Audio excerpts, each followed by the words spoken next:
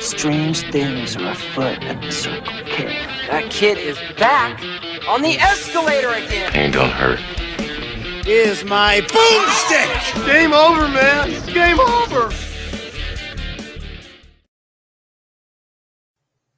Welcome to the Bargain Bin. He is your host, Ben Mason. And he is your co-host, Sandra Luketic. And today we're talking about a bunch of kids looking for the Philosopher's Stone in a Chamber of Secrets. 2014's As Above, So Below. We assume if you're listening to this episode, you have already seen the movie. And this week, we have a special guest with us. It's the person that actually recommended this movie, experience, travesty, I don't know what you want to call it, for us to review from his YouTube channel, Probably Jacob. Hello, I'm Probably Jacob. I do video essay style reviews of video games on YouTube. You've probably heard of many people doing the exact same thing as me. Us gaming YouTubers tend to be a creatively bankrupt group of people. But I'm glad to be here, and I have a lot of fun with this movie, so I'm excited to scream about it for an hour or so. Awesome. I will put a link to your channel in the description for this podcast for anybody who makes it through to the end and still wants to hear more of you. But I do just want to start off by saying thank you so much for joining us. Yes, thank you.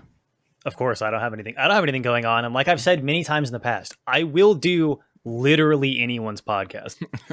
That makes us feel very special. So I got to start off with the most rudimentary question that is probably inevitable, but what made you recommend this movie to us? So I kind of have a reputation for being into really sort of weird, like esoteric, conspiracy, paranormal, UFO, like all that stuff is kind of my jam.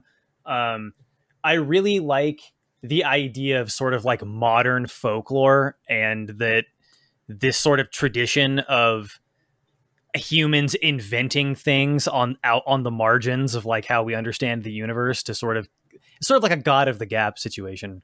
And because of that, I'm really interested in the Western esoteric traditions like alchemy, Gnosticism, Hermeticism, Zoroastrianism. All that stuff is just really wild to talk about. And this movie is probably about as perfect of an introduction as you could possibly get to some of those concepts of what people refer to as Western esotericism, even though that name doesn't really make any sense because the Greeks themselves said, hey, we stole this from people east of us. So like, it's a little bit of a misnomer, but I think this movie is a really good introduction to all that stuff. Had you seen this movie before? Yeah, I'd seen it a couple times. Okay. This was my first time watching it, and if that scared anybody away, let me reassure them that if you don't want to dive into all of that thematic stuff, on the surface, it is still a fairly well put together horror movie. So you can enjoy it in a multitude of ways. Yeah, I think that's what makes it, one of the things that makes it great is that it's a perfect sort of surface level intro to like for you to be like, oh, this seems neat. Yeah, like I had never seen this movie before. Both of you told me that it's going to be fairly dense and there's a lot to research. So I made sure that for my first viewing, that I just watched it as a fan. No knowledge on what I would need to be researching, what it's based on, what themes it has. And I enjoyed it. And a lot of them I didn't even realize kind of the things that it was paralleling until then I did the research. And then the second time I watched it, I got so much more of it. So right. Yeah.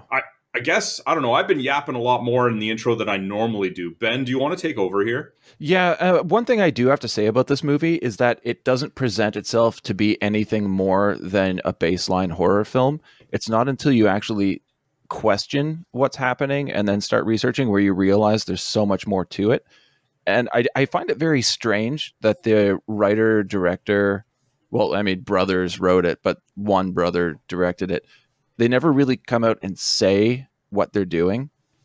And this causes a major problem for me down the road, which we'll get to as the discussion continues after the plot breakdown. But yeah, it's great because you can either enjoy it as one thing or something completely different. I'm interested to hear your thoughts on the whole them never sort of explicitly stating what they're doing angle, because from my perspective being into all this stuff, one of the reasons why these esoteric systems are esoteric is because there's a tradition of not explaining what you're doing. Mhm. Like there's this phrase that gets said sort of in the community that is where fall the feet of the master, the ears of the students open. And there's this idea that like when you're like ready for this stuff, it will appear before you. So they sort of intentionally want to design this kind of thing to not crystallize into sort of like proselytization, like we got with some of the bigger religions that came later. Yes, agreed. The issue that I have with this does not come from what we see on screen, but from what the director said post-release. Uh-oh. Yeah. All right. Well, why don't we start with the plot, and we'll get to those directors' post-release comments when we get post-review of the movie. Sure. So we'll just jump right in. You ask me that every single week. Oh, that was a statement. Oh, was it? Yeah, don't kid yourself. I got this. Oh, okay. The film opens with our lead, Scarlett Marlowe, played by Perdita Weeks, on a bus in Iran. She's looking for clues that will help lead to the discovery of the Philosopher's Stone, and believes she will find them in a series of caves that are scheduled for demolition later that night. She's aware that the punishment for trespassing is death, but is too committed to her search to be swayed. What was the method of death again? Like buried up to your neck in sand? And yeah, it was buried up to your neck in sand and then having a rock wall pushed over on you, which I was thinking about it, and I was like, well, in terms of like biblical executions, that one's not that bad. It's true. Do you know what I mean? Like if I had to pick between like all of the different wacky executions that are in the Bible, I think just like getting hit in the head with a rock once, not the worst. Take it. Yeah. Like if I'm choosing, like if I'm like picking, if I'm like going down the list, if I'm going down the menu, that one would probably be pretty high up. It sounds so different when you say getting hit with a rock once versus being buried to your neck and having a rock wall pushed into you. Well, I'm trying to be optimistic, right? Because when I'm thinking about it, I'm like, well, hopefully one of those big rocks just hits me right in the soft spot, and then I'm done with this whole situation. I did find it interesting that they were referring to getting buried because, I mean, we see more of that later on too. Right. With the help of Reza, a friend of her late father, she's led to a secret passage into the caves.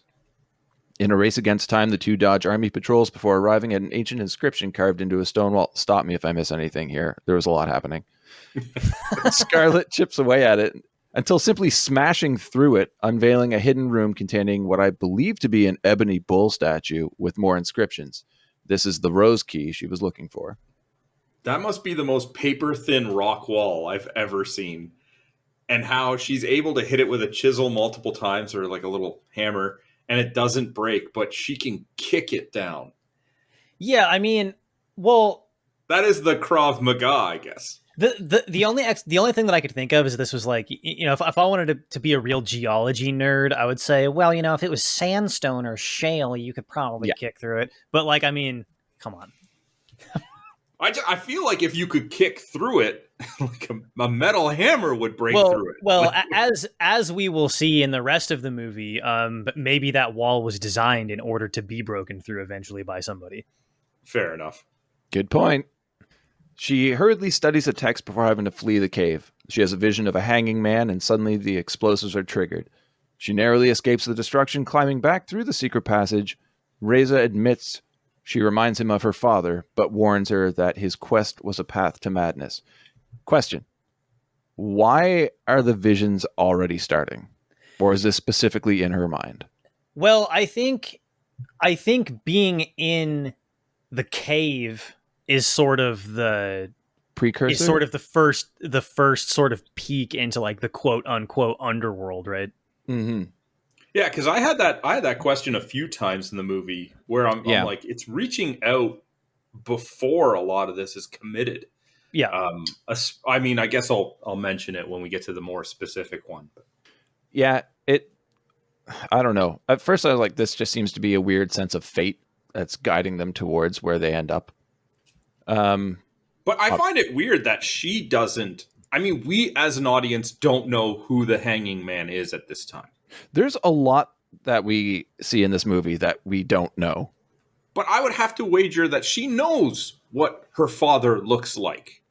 And her reaction to, I guess, a vision, or maybe she thinks she's hallucinating or what, is not mentioned. Like, she has no reaction to seeing an image of her hanging father.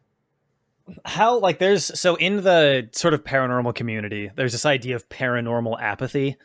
And a lot of the times, like, you can anybody can experience this phenomena for yourself. Here's my challenge for you: the next time you're hanging out with like the family or like friends or whatever,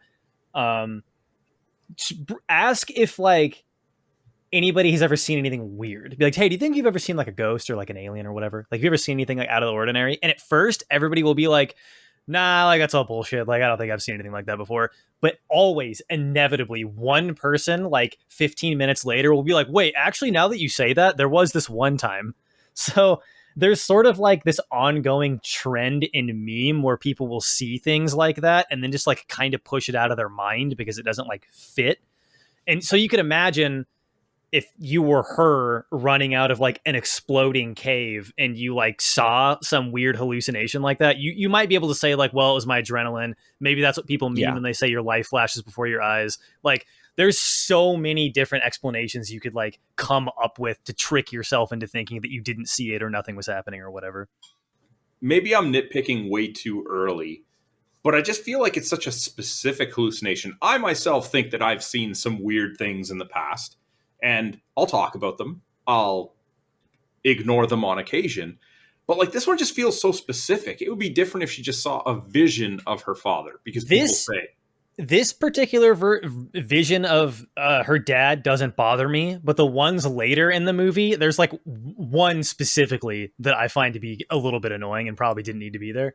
Yeah. I don't know. I guess my nitpick is just that it was too specific to not be taken as some sort of warning sign, or at least cause her to proceed with caution. If she just saw her father kind of leaning toward, like, by the entrance, it's like, okay, yeah, it's related.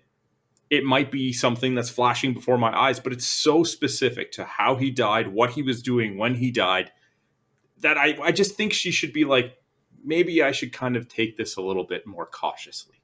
And we did mention that the key that she finds, sort of like this bizarre bull statue that is functioning like a Rosetta Stone, she films the whole thing so that she has like the ability to translate it.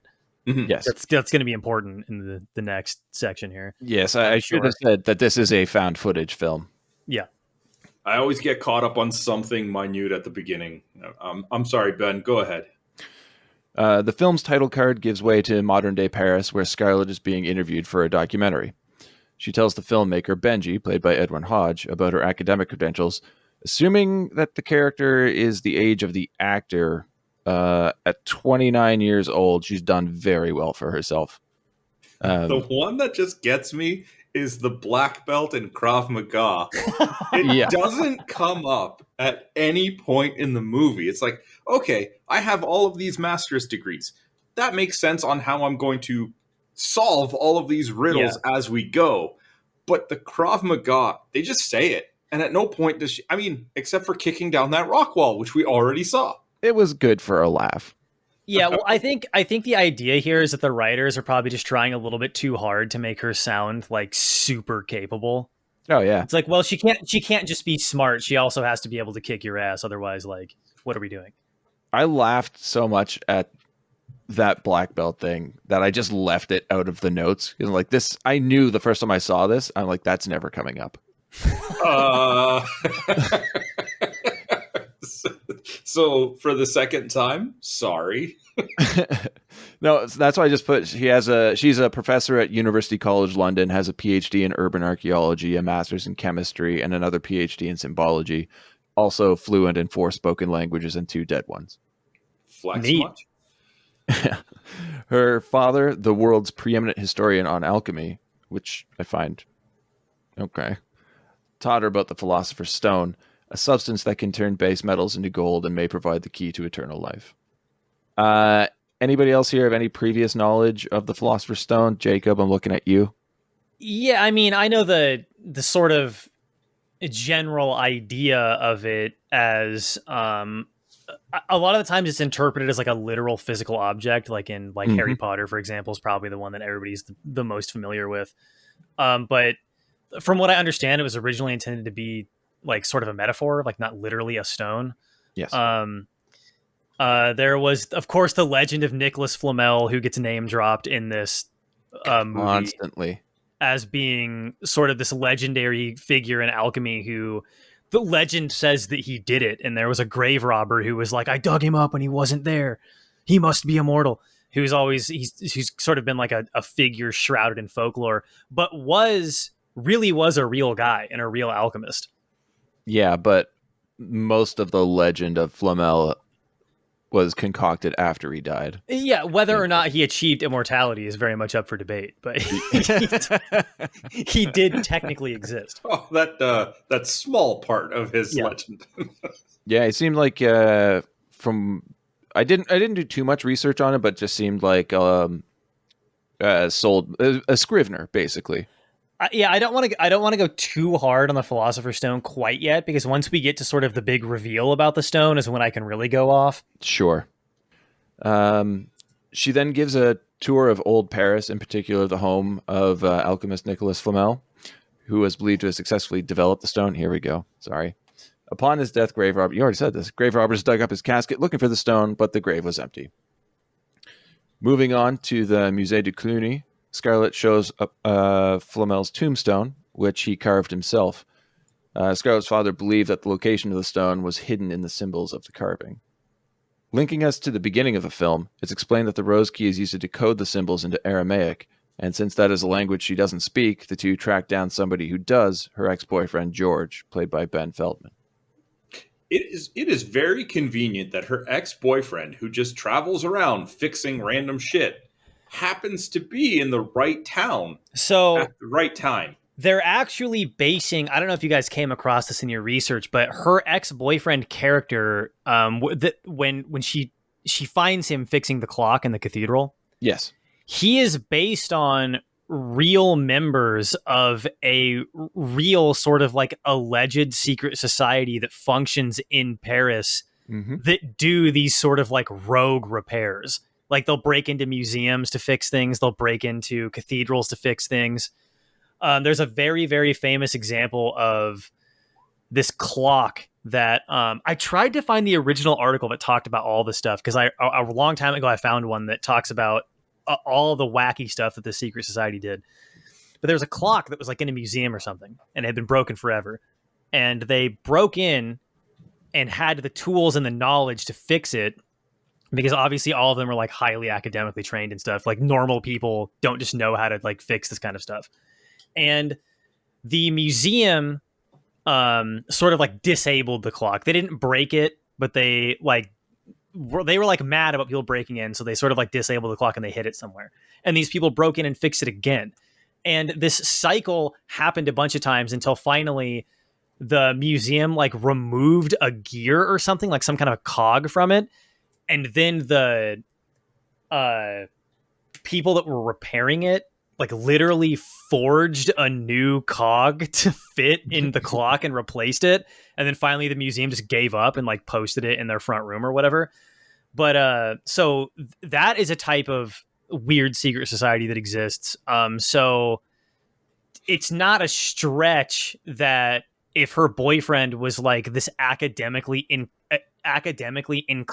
globetrotter, that he would have ended up there doing these kinds of projects. Like it's like it's a little bit contrived, but like it has a basis in reality.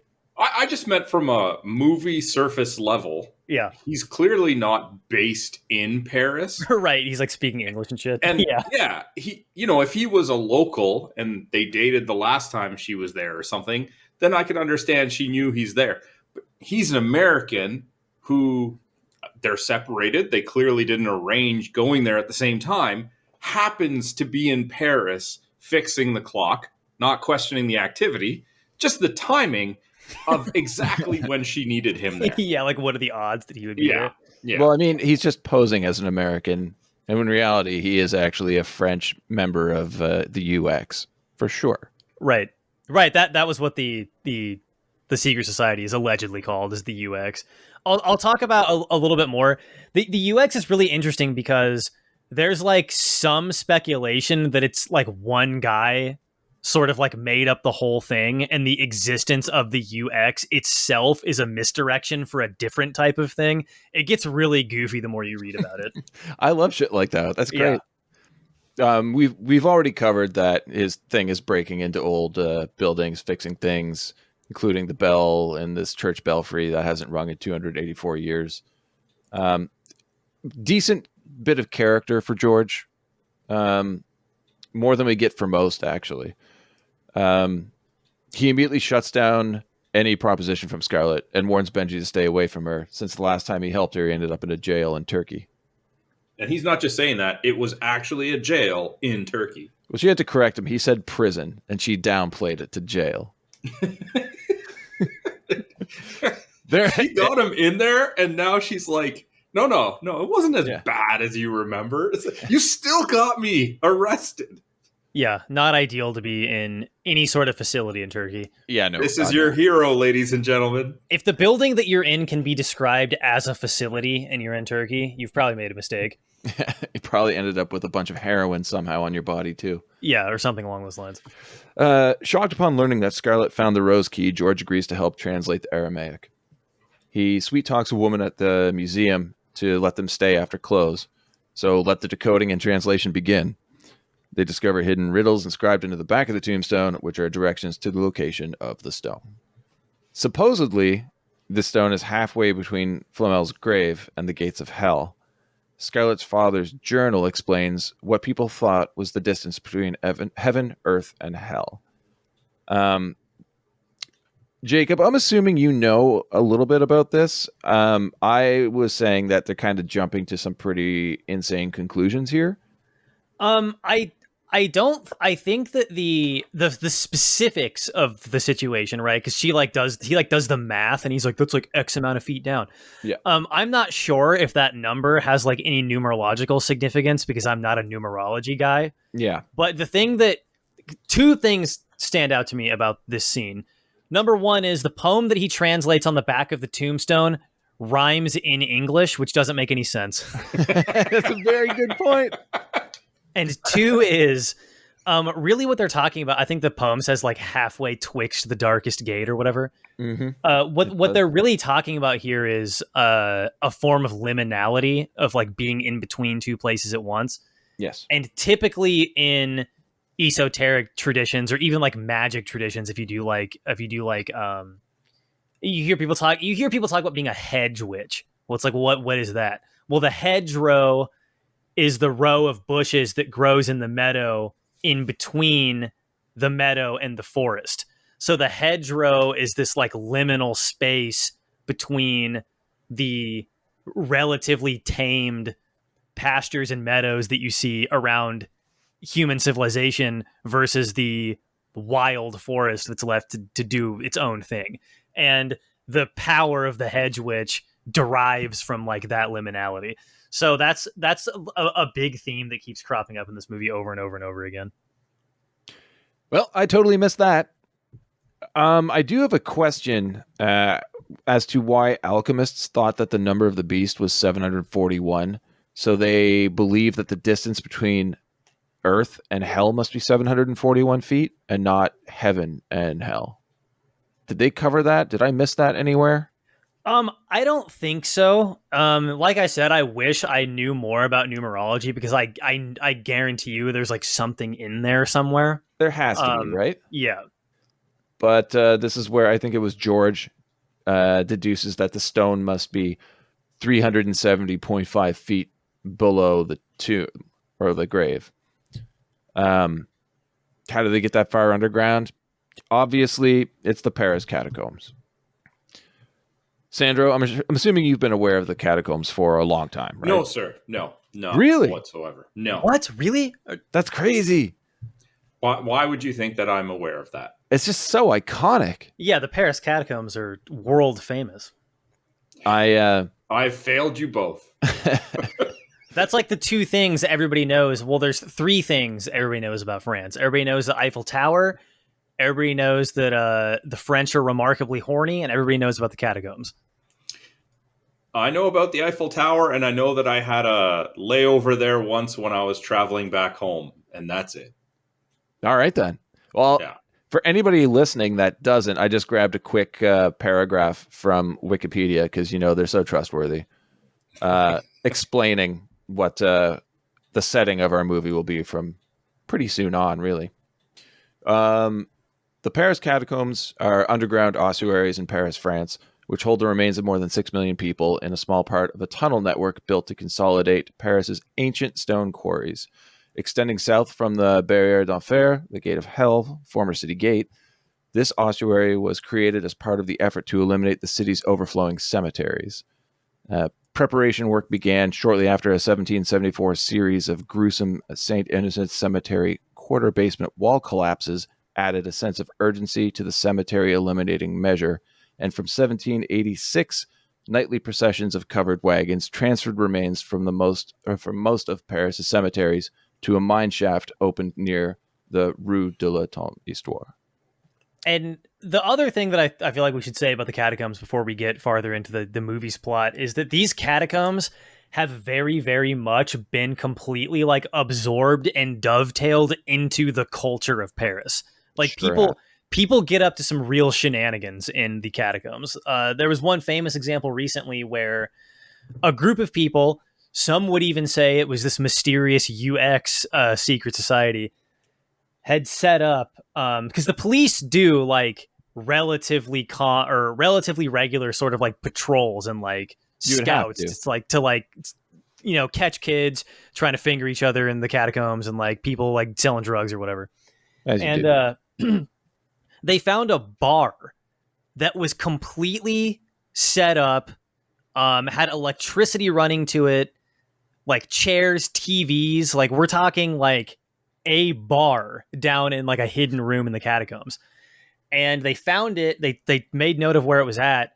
They came back the next day, and the next day the whole thing had been stripped out of the room. So somebody came through. They took all the chairs out. They took all the furniture. They stripped all the wiring. Like they took literally everything. And there was just like a little note on the ground that it's had some cryptic. Oh my God, can I talk? It had some cryptic message on it that was something along the lines of like, "You'll never find us" or whatever.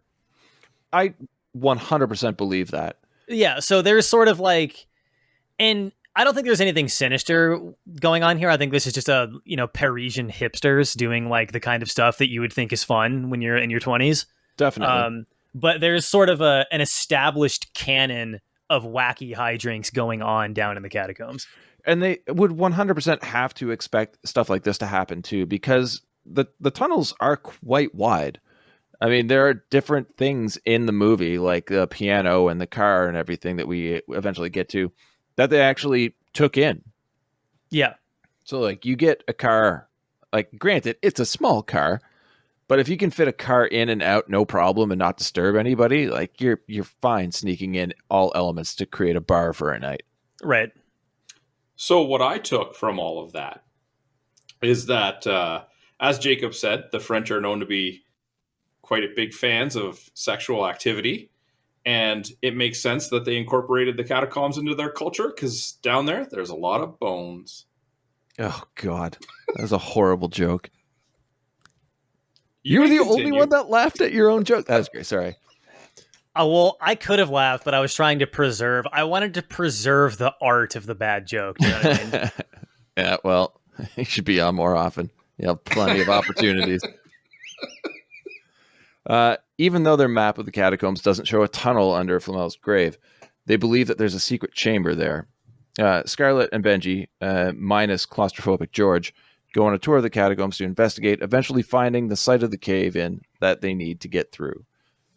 During the process, they pass numerous signs, with one saying, "At the sound of the trumpet, the dead will rise."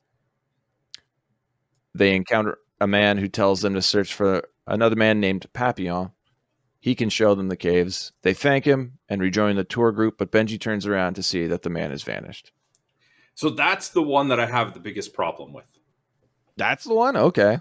Wait, hang on. Does he vanish or does he do like kind of a Batman thing, where he like goes around a corner and everybody's like, oh, where did he go? I mean, it's possible because he's sitting against a pillar that's right next to like a doorway, right? And Benji turns the camera to the tour guide who's calling them, hey, don't trail off. And then he turns the camera around. It would only take a second for him to duck behind that doorway. Well, I mean, he's got to be in that car soon, so. My issue here is we talked about how Scarlett had the vision of her father, and it made sense because she got into kind of, I guess, the beginning of the adventure by going in where the key was. Now, she is in the catacombs right now, so it's very possible that it's an extension of it. But the entity, the catacombs, whatever you want to consider this, is calling out to another person who's not even down there right now. So it's like, do they use other people to lure them down as well? That's the one that bothered me. It's not like Scarlett saw a vision of something for herself. We haven't even seen Papillon, and he's not part of this current like journey, and yet the catacombs are calling to him. Well, the whole point of him telling Scarlett who to look for is that so she gets Papillon down there. That's what I'm saying. Yeah, I mean, I think we can...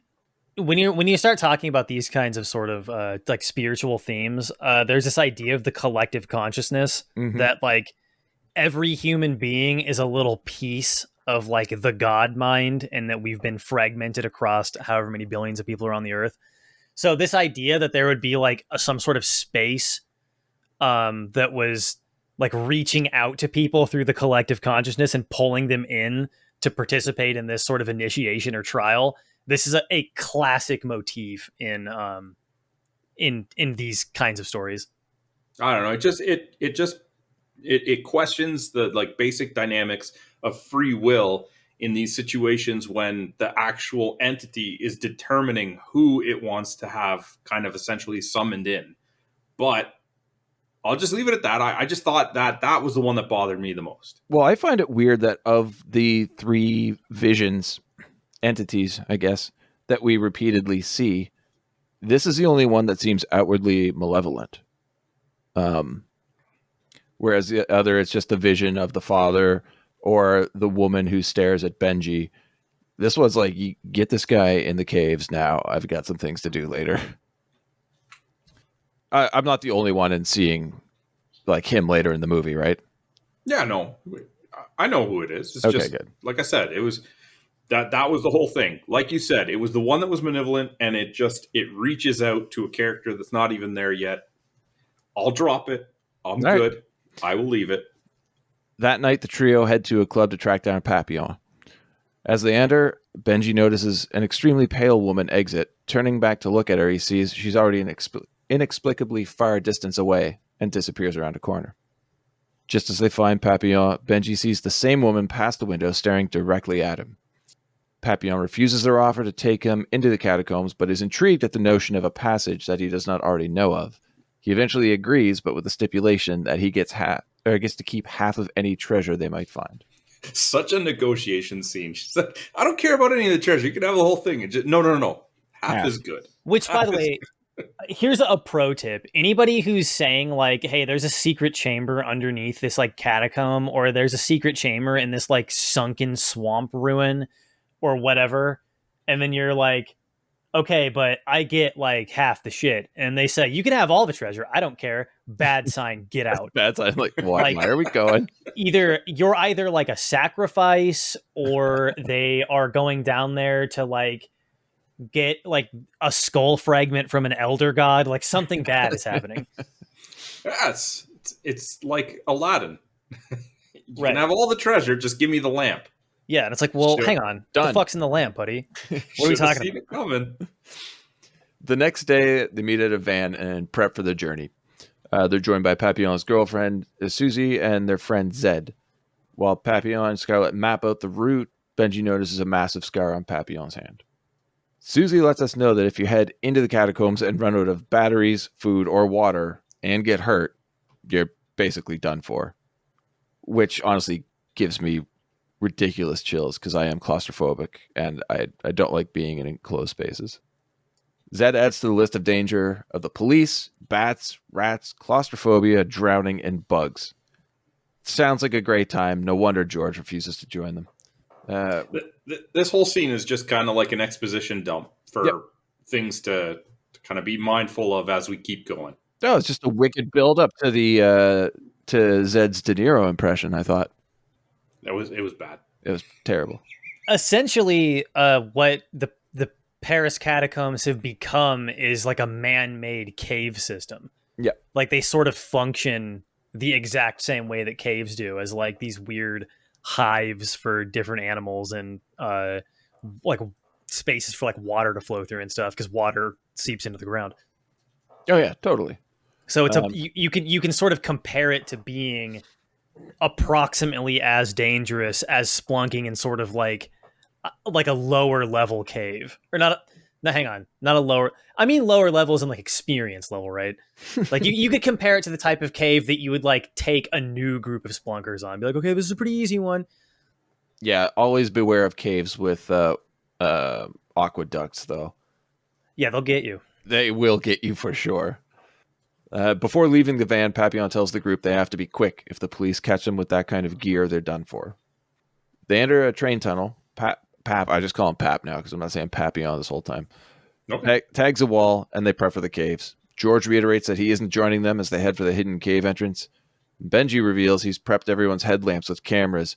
Oh yeah, spoiler alert, anybody who hasn't watched the movie yet, you pretty much know who survives by whose camera footage we're watching throughout the duration of the film. The crew starts crawling through the small hole, and George is about to leave, but they're bum rushed by a rogue policeman, and everyone flees into the cave. Why did George even come this far? Well, they needed to do so. Another one of like the motifs in these sorts of stories is that the descent into the underworld is sort of thrust upon you. Like you always have to have somebody who's reluctant to do it. Yeah, but I mean, he said, I'm not going. And it's like, all right, well, then just don't get out of the van. Right. Why are you walking to the entrance in the tunnel? I get that, if he did that, it wouldn't work for the movie. But as a character, if you're terrified of caves and going underground, don't even go in the train tunnel. I mean, we already know he's a hardcore follower because he simped so hard for the lady here that he wound up in a Turkish prison. So, like, doesn't he kind of have a track record of doing this? Yeah, every time he said no to her, he just crumbles afterwards. He's like, yeah, all right. Yeah. Also, that cop fucking came out of nowhere. I don't know how nobody saw him approach. One of my friends that I watched this with, Tim's probably listening to this. Shout out, Tim. We had a debate afterwards because he doesn't really like horror movies. So we had a debate as to like which jump scares we thought were good, which ones they could have removed, and like whether or not this movie was overly reliant on jump scares. And he was insisting that we classified the cop tackling the guy as a jump scare. I'd be kind of inclined to agree with that. I mean, the cave is dark. It's not what you're expecting. Yeah. He comes very quickly out of nowhere. The direction that he's tackling is towards the screen. Yeah. So it really does. And he nails Pap. I've never been tackled by a cop, but I imagine it's probably scary when it happens. I'd rather be tackled than the time I've had a policeman just like pull a gun on me. Yeah, that's not right. That happened to me once too. Yeah. But I kind of deserved it. I played football in school, and I got tackled a lot wearing football equipment and landing on turf. This guy gets tackled onto the hard ground in the train tunnel. I'm surprised Pap didn't get like knocked out. And that's something too. Like this is a nitpick for sure. But for a guy who warned everybody to keep an eye out for the cops, he's the one that just gets fucking smashed. Like, so Papillon is portrayed as sort of this like wizard of the catacombs. It's like he's been down there the most. He has it all mapped out. Like he's the guy that you want to take to like really get to the secret room. It's like, okay, you didn't have like a spotter. You didn't have like a dude on top of the tunnel to like text you and be like, shit, the cops are coming. Like you didn't have a plan for that. Yeah, you'd think that a guy who didn't want to go in named George could have been doing that. Yeah, good point. Stand at the entrance, and if you see a cop going in, make some sort of sign. We can't have the Eleusinian mystery trial if they all don't go into the cave. We got to get him in there somehow. Write it into the plot. Yeah, we have already established that there's no cell service down there. So luckily, George brought 24 miles of rope with bells tied every foot, just to give it a quick wriggle if there's ever any trouble. It is a decent way of getting George into the caves, though. Yeah, of like now he doesn't have a choice. No choice whatsoever. Now he has to either go into the cave or sit in a French prison. Which is admittedly probably better than Turkish. Yeah, I was going to say, it's probably not that bad. Food's great. After making sure they haven't been followed, they take a minute to regroup. Benji learns that George's brother drowned in a cave when they were younger, seeding his intense claustrophobia. After a spat between George and Scarlett, the group heads deeper into the catacombs. I do have to say, I'm really impressed with Ben Feldman here. Any like basic trivia about the movie shows that he's incredibly claustrophobic and actually went into the catacombs. This is the first time, I think, an actual feature film production was allowed to film in the catacombs by French authorities. So they had to keep taking breaks because he was having panic attacks. So I think he held it together pretty well. And he plays, just so to double down on this for the audience to make sure I know who you're talking about, he plays Benji, right? No, George. Oh, okay. All right. Well, I'll have another piece of trivia about the guy who plays Benji later on, too. Perfect. Why do the police give up their pursuit so quickly? I mean, I don't know. Are you going to chase a bunch of freaks into the catacombs? It's kind of like chasing a guy on a motorcycle, right? Like they're only putting themselves in danger. Like what? I don't know. If I'm the police and I patrol that cave all the time, I think I'd at least try to seal the cave or have a plan if they get in. I don't know. Or just build to the lore of this movie, and the cop is actually just somebody who is also stuck down there and it was forcing them in. Like, oh, that's how they got George in there. That's how the catacombs got George in there. Yeah. I'll take that one. I'll take that. That is a more plausible route for me.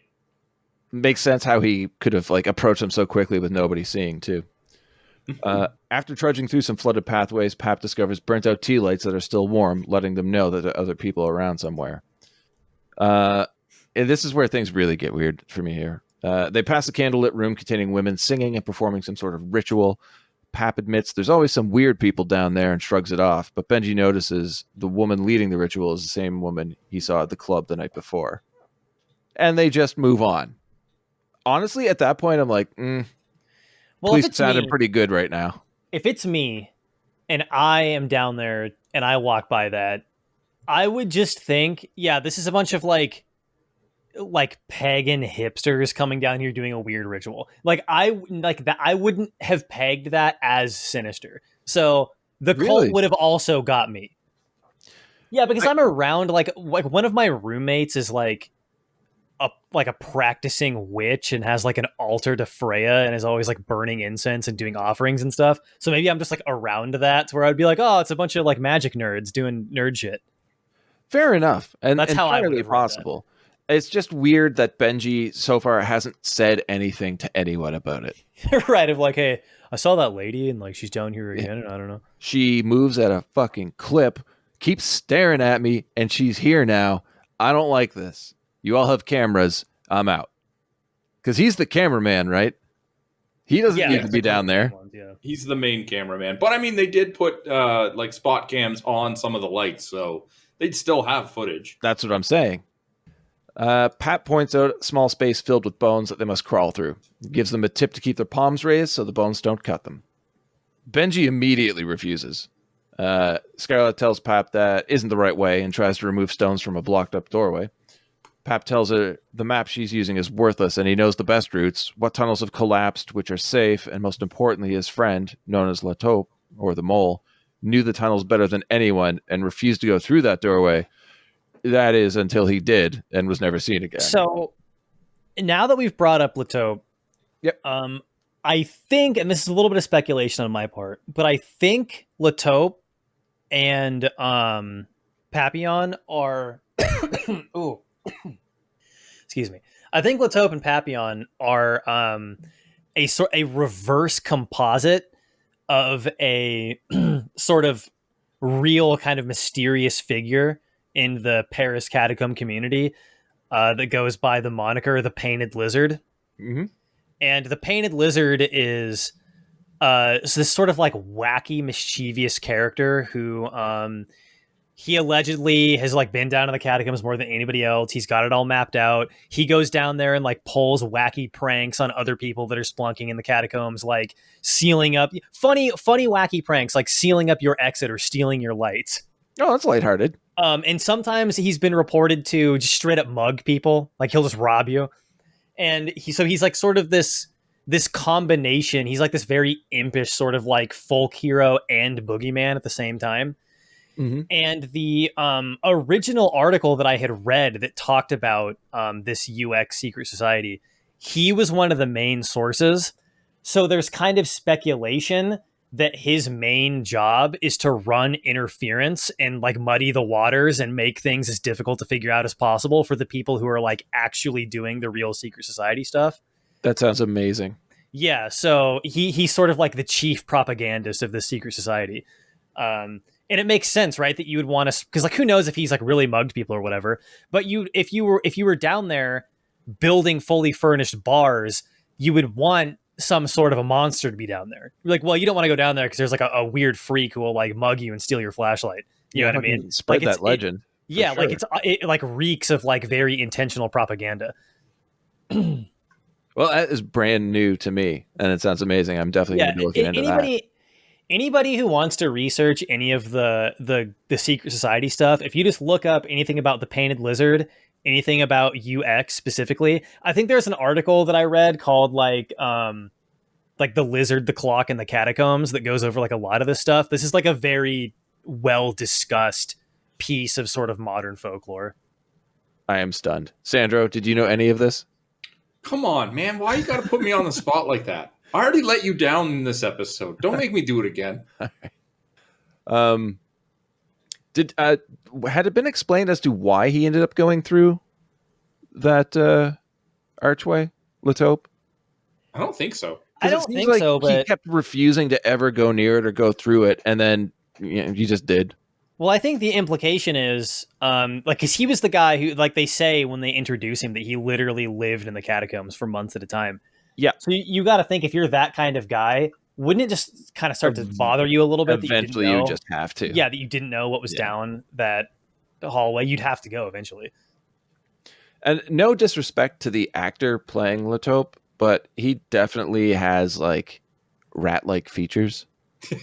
That's not where I thought you were going with this, but It's almost like the movie had a casting director that knew what they were looking for. I know. He does have odd features. Scarlet and crew relent and follow Pap's directions. Benji is the last one to crawl through the space. He gets stuck, and that combined with the echoes of the women singing causes him to have a severe panic attack in some of what I thought was amazing acting. His friends manage to calm him down, but just then the ceiling begins to collapse. He barely makes it through as the path caves in, blocking any course of return. So when you say that that part seemed like it was amazing acting, so here's the thing. The actor that was playing Benji also has pretty bad claustrophobia. So when he was like stuck in like getting through that little hole, he actually started freaking out a little bit. And this is what I thought you were talking about earlier when you mentioned that other guy having claustrophobia, because there's a very famous piece of trivia where he was actually like kind of freaking out during that scene, but he was a good enough actor to stay in character even though he was freaking out, which is why that scene like has so much gravity to it. It is one that definitely sticks with me for the entire film, because this reaction really sets the tone, I think, for claustrophobia in the rest of the film. Okay, I don't know if this is just too far out there for what we're kind of discussing now, or maybe just not the right time to ask. Is this the point of no return? Me and my friends also kind of debated about this. I think the point of no return was when when the cop shows up and they very first go into the catacombs. I think that was when their fate was sort of sealed. But the movie seems to be painting this part as the point of no return. It seems like. Well, because this is the point where the actual catacombs seem kind of supernatural in that the other side is like a reflection of where they were. Yeah, and Yes. And this is the scene where Papillon says, like, "Oh, there's the spooky haunted hallway over there that we can't go through." Yeah. I think this is a perfect example of what I was trying to explain at the beginning of the episode, in that there are two different movies happening at the same time. One where you can just watch it, turn your brain off, and enjoy it. And then in that case, this is the point of no return. Or you can really focus in on what's going on, rewatch it, hypothesize, do some research, and then yes, I'd agree with Jacob that as soon as the cop got them inside, that was it for them. This is one of those movies where you can tell that somebody on the team, like whether it was like somebody who was writing it or somebody that was like doing research for this, somebody gave a shit and was like trying to like do something. Yes. And that also is part of the problem that I have at the end, which I'm very curious to hear your reaction. I'm on the edge of my seat. Jesus, don't hype it up too much. Yeah. In this new room, Scarlett realizes they're in the same room they had just left, and nobody understands how they could have crawled in a circle. Pap assures them there were no turns in that tunnel, but can't explain where they are now. How do you not feel that? How do you not, like, they're questioning, we went in a circle, we're back where we started, and Pap is the only one who's like, there was no turns. How do you crawl straight forward and be like, we went in a circle? It's like, no, you went literally straight forward. I mean, we know like the depths that people will go to not have their like reality shaken up. Mm-hmm. Like one of the most famous ones that people have been talking about a lot in the media lately was when Galileo told people to look through his telescope, and it was like, dude, you literally can like look through the telescope and see what I'm talking about. And the other astronomers were like, nah, you're full of shit. Yep. Like people will jump through incredible intellectual hoops to not have their perceptions stepped on. Yeah, they're trying to rationalize it for themselves. Yeah, and I'm sure that instinct is heightened when you are lost in a cave. Yeah, exactly. But also the stress and panic of what they just went through. Just trying to rationalize that. But yeah, there are a lot of people that would be like, look, everything I know is fact, and I know this is impossible, so that's not the case. They smash out the remaining stones in the blocked off door and enter. Because that's the only way left to go. Yeah. In this tunnel, they see Pap's tag on the wall, but he insists he's never been there. In the distance, an old phone rings. Pap explains that years ago, there were phone lines installed for workers. Stupid question. I don't know. It just kind of seems like rationalization. Yeah. What's your stupid question? Stupid question. Is that Pap's tag? It's similar to the one that he spray painted earlier. Similar. But most people that tag use it as a call sign and do the exact same one. In the tunnel, when he does it, he uses an exclamation mark after the Pap. In this one, it's the ... After or before? Like after. It's PAP ... That might have been. That was probably some sort of unintentional oversight. I thought you were going to say the exclamation point was at the beginning instead of the end, and I was about to lose my shit because that would have been awesome, but they didn't do that. That would have been awesome. When he does the tag, it's PAP, exclamation mark, and then a circle. Yeah. All right. Just something I noticed. No, that's fine. I completely missed that. I could also see he is a surprisingly carefree person who has to be so incredibly cautious in these tunnels. It was the entire thing was a weird character for me. I dug him, but something to me didn't add up properly. George finds a sign for the Barrière d'Enfer, stating that this is where the collapse had happened. Hundreds of people fell to their death on that spot, and Pap adds that 50 more disappeared when sent to fix it.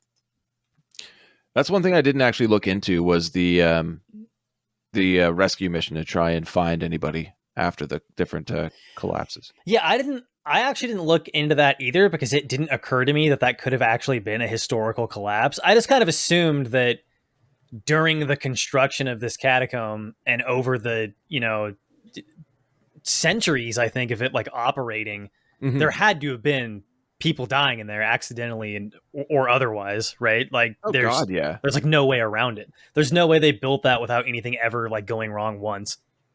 Yeah, it's an interesting, slightly secretive history, I'm sure. Libel.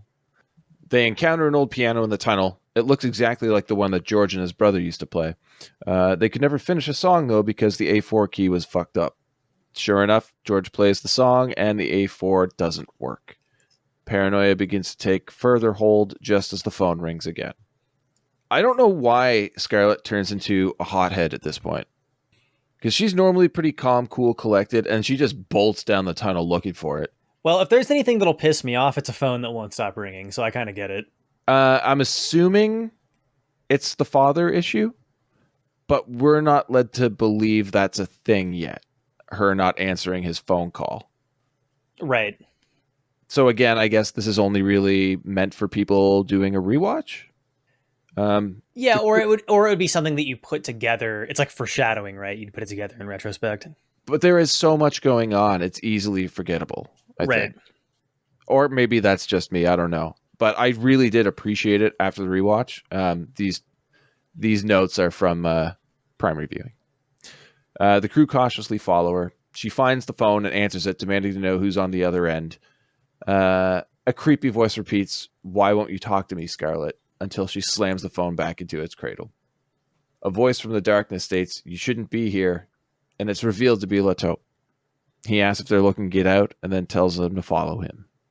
They lose sight of him for a split second, and when regaining vision, see him at the end of the tunnel, reminiscent of the woman outside of the club.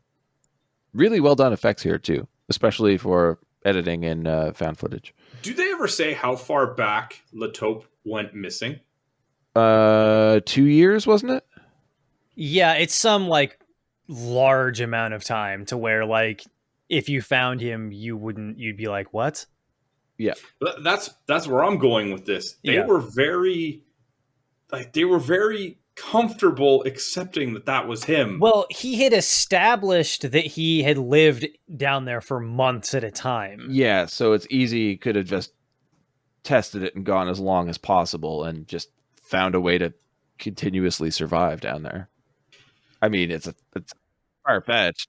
It is still odd that he would just show up. It's like, oh, we went through the spooky tunnel that he never came back from and immediately found him. I hope this doesn't have sinister implications.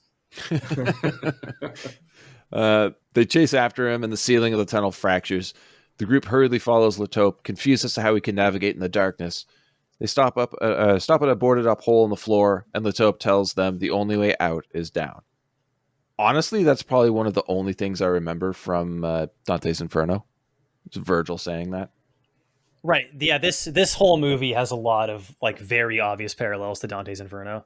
Oh, God, yeah. It's one of like the huge things that it borrows from. Probably the largest. Which, by the way, it's funny to me that Dante's Inferno is so famous when he, like, I think a lot of people don't even know this. He wrote a trilogy.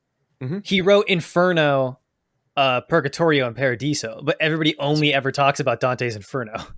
I think it's because of high school or university or college reading lists. Well, I think it's just the most interesting one out of the three possibilities, right? It's like, well, heaven is like, well, I don't care what heaven is, right? Because it sounds cool. So like, who cares? And Purgatorio is like, well, that one's temporary, so I don't need to worry about that one that much.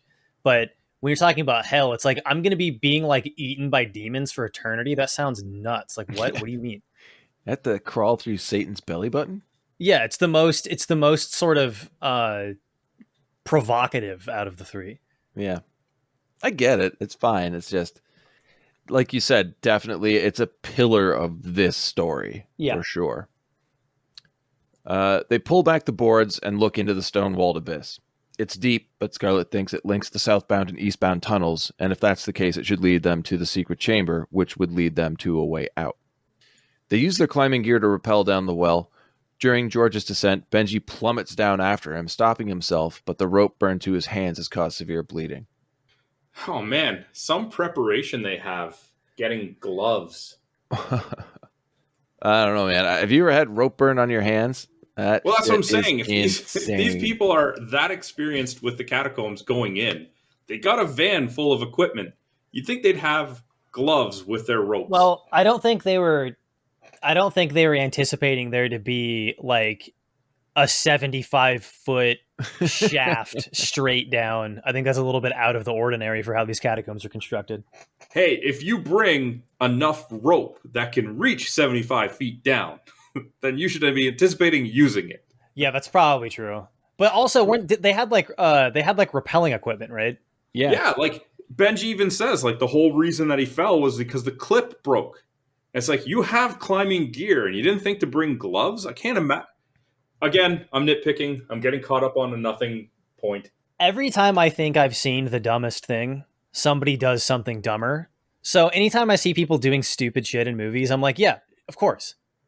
Like, we love doing stupid stuff. There are a few instances in this movie where you're like, why would that even happen if not just to progress someone's story? It just seems out of place for something that seems to be carefully put together. There's just glaring issues here and there peppered throughout. Once on the ground, George slips and falls in water, immediately causing everyone's hearing to distort as if they were all underwater. An extremely loud horn rumbles through the tunnels, followed by ethereal screams. I want to believe this is even though it doesn't sound like it, the trumpet mentioned in the sign that they see at the beginning of the catacombs on the tour. Yeah, that quote, like the trumpet, I forget exactly how they phrase it, but something along the lines of like the trumpet will signal the resurrection of the dead or whatever. Yeah, at the sound of the trumpet, the dead will rise. Yeah, that's very famously from the Book of Revelations. Yes. It's just every time I've heard a representation of that in a film or a TV show, I don't hear trumpet. Right. Well, the Book of Revelations was what's his name? I forget who wrote it. But it was like a vision given to him, right? So he was sort of the flavor of the Book of Revelations is that he's reporting this vision back the best he can in his language.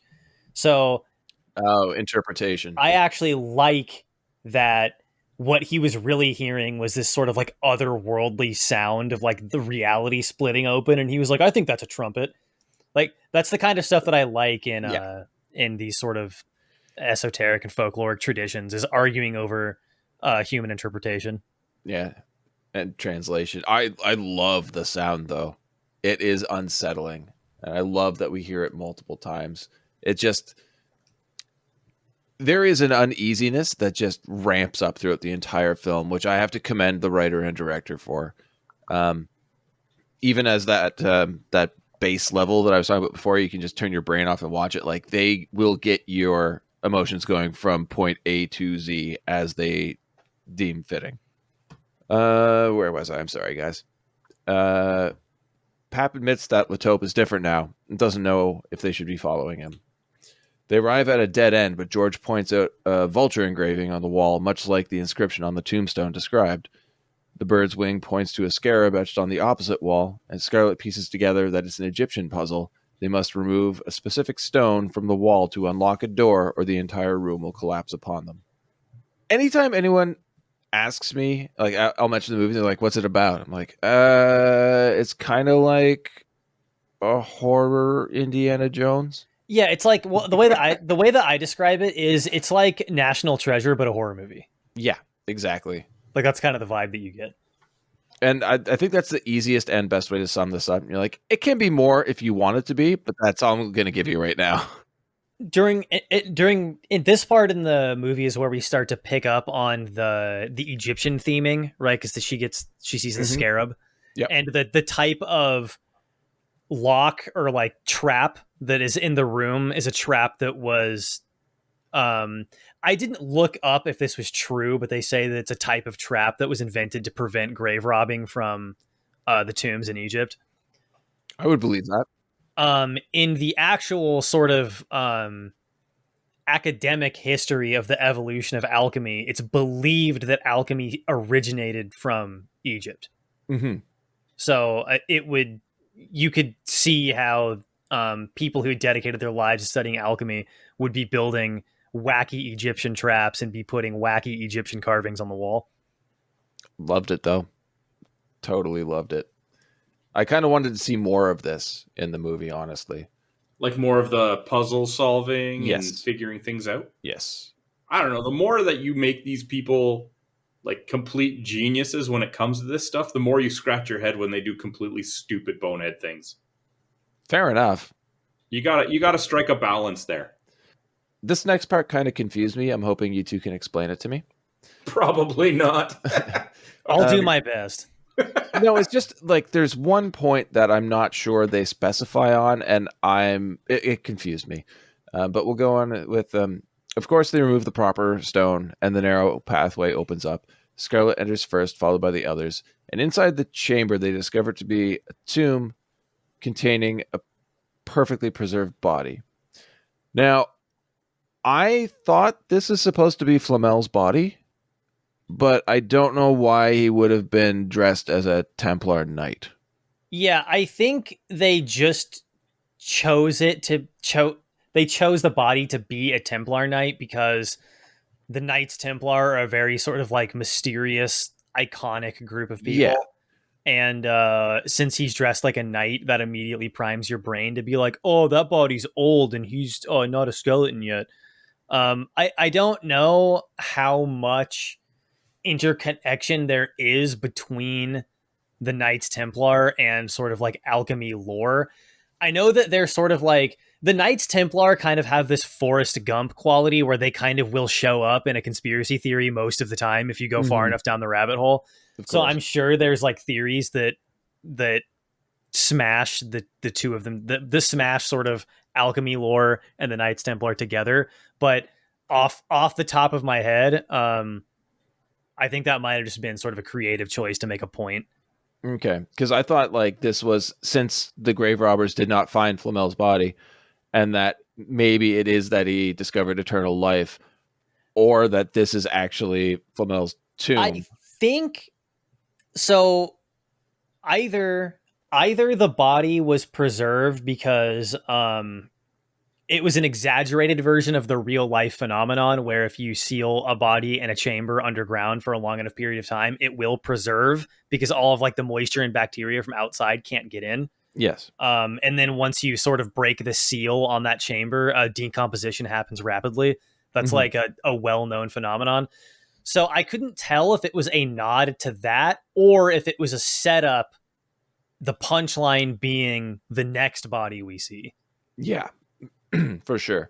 I just maybe it was a point that I was spending too much time trying to figure out. I just was confused by it, and obviously it doesn't really play that much. It would have been cool if it was Flamel, though, now that you bring it up. Yeah.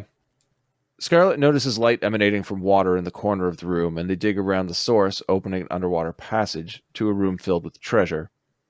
Only noticing this on the rewatch, but did everybody else notice that everyone in the room is completely soaked from the swim except for Latope? I did not notice that. That's a good catch, though.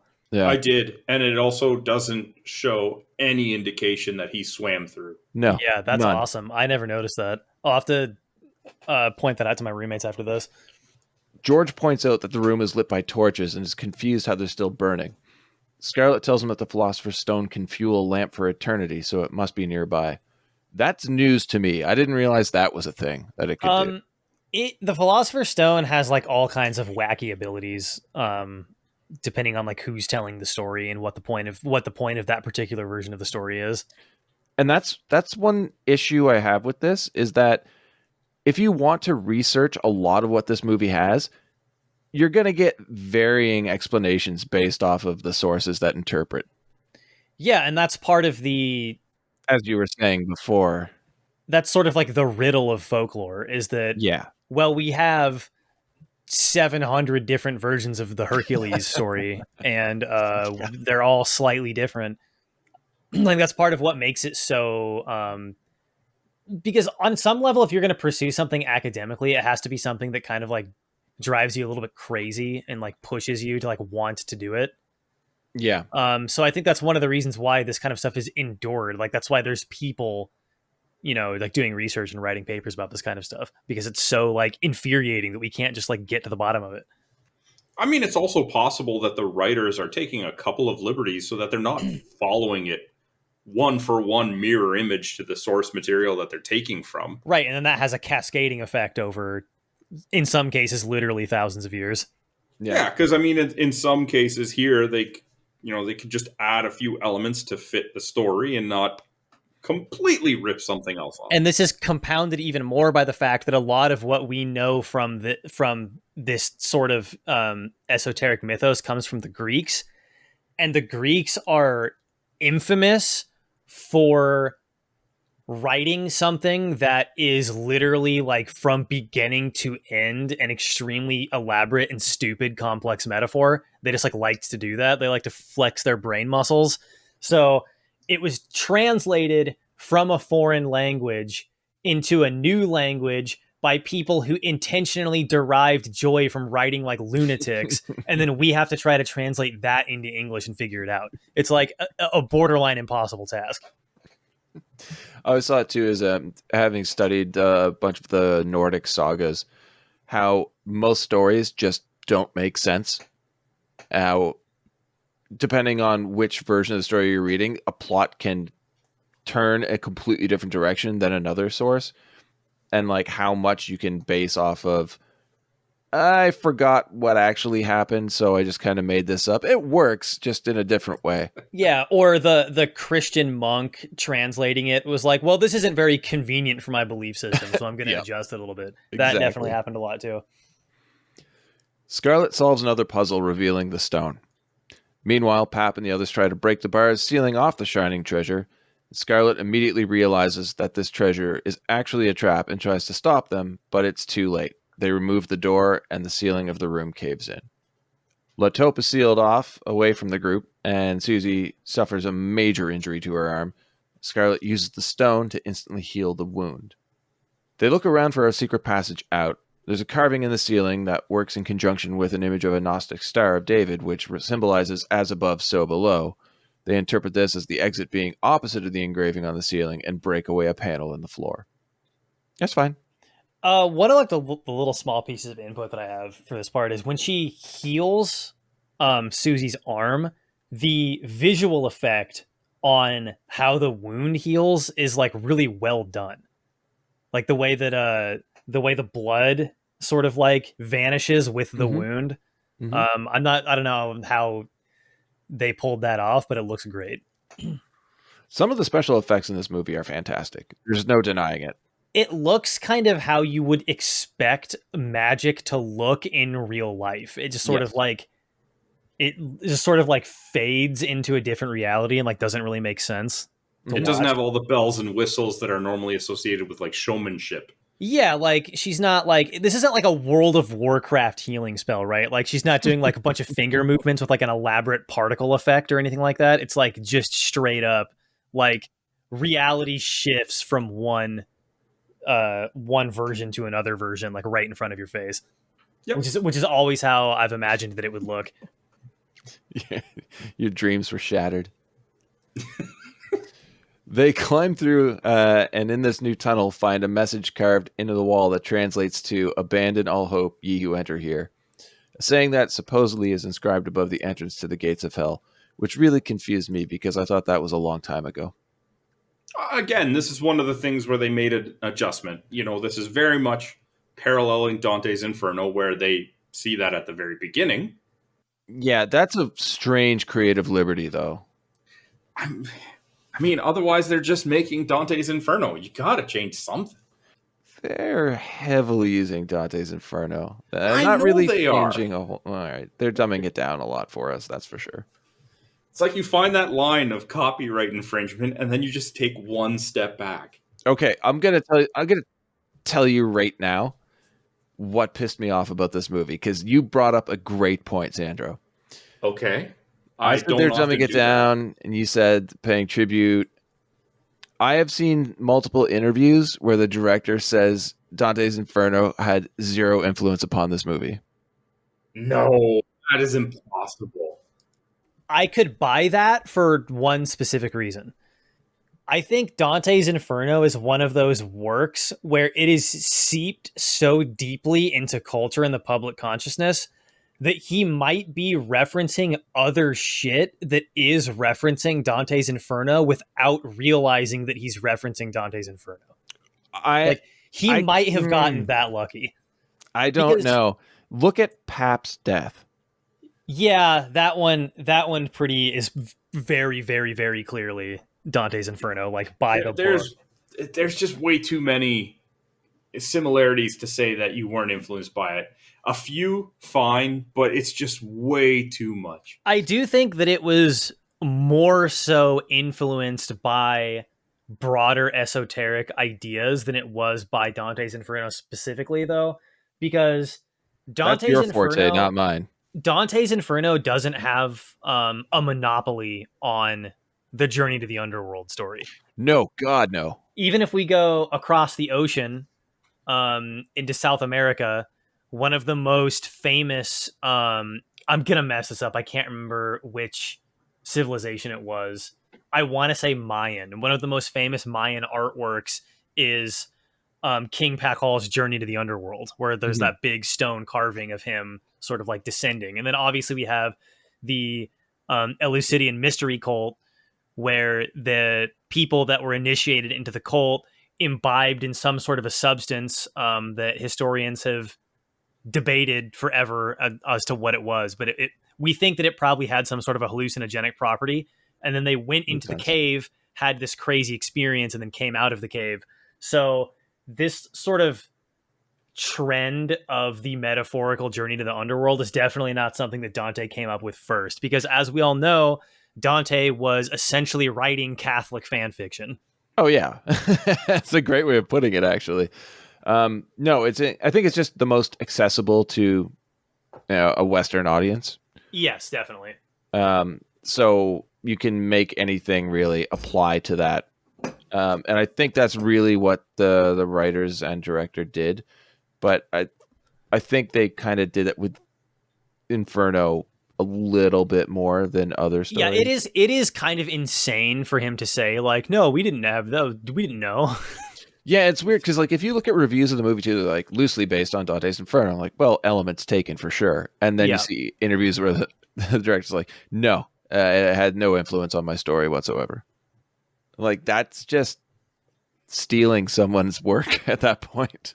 Well, I mean, you see, the director, they never read The Divine Comedy. They just played this PS3 game about this guy whose wife was pulled into the underworld, and he had to go through 9 circles of hell to save her. What was that game called again? How have I not done a video on that game yet? I'll have to get around to that. I've always respected the Dante's Inferno game because there's only 2 video games ever that had the balls to make a class of enemies that are just human infants. And the first one is Dante's Inferno, and the second one is Dead Space 2. Both great games. Yeah. Oh, I've only played Dead Space, but yes.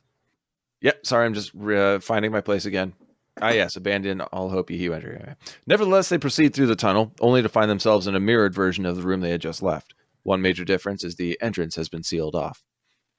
They swim through the underwater passage in this version of the room, but during the swim, they are inundated by more terrifying sounds and more flickering of the lights. In the next room, they've noticed this version of what I guess we'll agree is the Templar Knight has horribly decayed, but are more shocked to find Latope sitting against the far wall, silent and motionless. Pap shines his light on him, sending Latope into a violent convulsion, then freezing in place as if in a trance. Susie approaches him and he attacks her, jumping on her and repeatedly smashing her face into the floor, killing her. The madman then runs off into the darkness. Why would you approach that? And Susie's death is, I mean, I don't want to like elaborate on it too much because I want, even though I know that we were assuming people have seen the movie, I kind of want to take people on the journey, Mm-hmm. But Susie's death and Benji's death sit really weird with me because they kind of clash with the rest of like the themes of the movie. I agree. Which is one of the very, very few things that I don't like about this movie. Mm-hmm. And when they get into this new like mirror room, right, and now the body is a skeleton, it's kind of ham-fisted, but I also sort of liked that as a symbol of like, okay, now you're in like the mirror dimension. You're like on the other side. Yeah, it's definitely the divide. Scarlet tries to use the stone on her again, but to no avail. The stone can't bring back the dead. Everyone agrees that that they have to keep moving and continue through the tunnel. Scarlet catches a glimpse of a noose, but it vanishes quickly, and they don't stop to investigate. They find the mirror image of the well they previously climbed down. Pat believes it to be about 100 meters deep, and George deduces that would put them 1,000 feet underground. At this point, everybody but Benji is at the bottom of the pit, and he begins to hear whispers, or they begin to hear whispers surrounding them. At the top of the well, Benji is hesitant to descend after ruining his hands the last time. And this, I have a problem with this too. Out of nowhere, a ghostly woman appears holding a baby and screams at Benji, who falls into the well. He free falls 100 meters and dies on impact with the floor. And I know people are going to say it's the woman, but they had a baby with them in the ritual. I missed that. But Yeah, I also they- noticed that the hair is completely different. The hair on the woman was different. When she screams at him, yeah, it's I mean, completely different. That could be chalked up to just like different shoots being scheduled at different times and her getting a different haircut and them having to like just be like, well, shit. Maybe, yeah. Or it could just be something else that we're supposed to assume that I didn't. Right. Which, I mean, we had, after we get to the next character death, I'll go back and retroactively describe to you the debate that me and my friends had about Benji and Susie specifically. Okay, I'm very curious about that because I also have a problem with this. Now down to 4 members, the devastated group continues their way through the tunnels. George sees a vision of his little brother drowning and frantically digs away the bones beneath him in an attempt to save the boy. Scarlet convinces him that what he's seeing isn't real, causing George to almost have a breakdown. An elongated scream echoes from the end of the tunnel, snapping the group back to attention. They have no choice but to walk toward it, revealing a man who told Scarlet to search out Pap, assuming to be Pap's brother, trapped in a burning car. The man looks at Pap, who immediately states it wasn't his fault. An unseen force drags him toward the flaming vehicle, the rest of the group unable to stop it. The man drags Pap into the car, and it collapses upon itself and vanishes, leaving only Pap's legs, below the knees, sticking straight up out of the ground. No matter how hard the friends try, they can't get him out, and Papillon dies. So him being stuck and buried in the ground, face down with his feet up, Yep. That is the only thing in this movie that is like ripped directly from Dante's Inferno, and there's no way that I believe him when he tells me that he wasn't influenced by it. That is my big problem with that, because too. that is like very specific and very iconic to Dante's Inferno, and I've never seen that in any other piece of media besides like this one. Me neither. Just this. But so at this point in the movie, you start to realize like, oh, the characters are being put through trials, and then if you fail to confront your demons in this trial, then you're sort of claimed by the catacomb dimension, right? Yeah. Mm-hmm. So Susie and Benji are killed without really having a trial. And Correct. you can kind of sweep Benji under the rug because you can say like, well, he was unlucky and he got tagged by the cult and they're like their own separate thing. So she like made eye contact with him outside the bar, and then he was down there during the ritual or whatever, and he like started screaming and like interrupted it, or like for whatever reason you can say that he got unlucky and got tagged by the cult, and it was like a separate thing to what else was going on in the catacombs, which is like a lot of hoops that I would rather not jump through. But Susie just gets straight up murked by Latope for like no reason. And me and my roommates were sitting there like talking about how these two deaths like don't mesh, and we were trying to like figure it out. And my roommate Amanda said that in the initial introduction of Latope as a character, it's implied that Susie specifically never went back for him. So really? Sort of like she couldn't like cop to being too much of a coward to go down and find him, and that was why he killed her. That was like the biggest sort of stretch that we could come up with. Because I tried that same mental gymnastics myself to try and decipher if there was a reason that Latope was down there because of Susie. But then in my mind, I'm like, they're given a chance to redeem themselves or accept their sins in order to survive. And she's the only one that's attempting to approach Latope when he's in this frantic state. Yeah. In almost like a nurturing sense. Like she's now correcting the mistake that she didn't try to look after him in the past. Yeah. So then that flips that theory on its head. That's the biggest, this whole debate on like the Benji death and the Susie death just not really being written that well are, like, for me, the biggest blemish on an otherwise pretty good movie. Yeah. I would like to go back to Benji's death, if you're okay with that. Because if everybody is basically atoning for sins at this point, to an extent, and this is a man who is a storyteller and captures everything on film, rigs up so, like, people's headlamps so everybody else can capture their own story. It does not say a thing about this woman to anybody.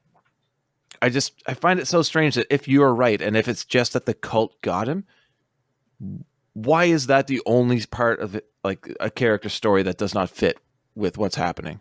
Yeah, and the cult is like this weird B plot. Like, it really doesn't have anything to do with the rest of the movie. No, it doesn't. It's one of the biggest sort of like insane slip up that I think prevents this from being a pretty tight script otherwise.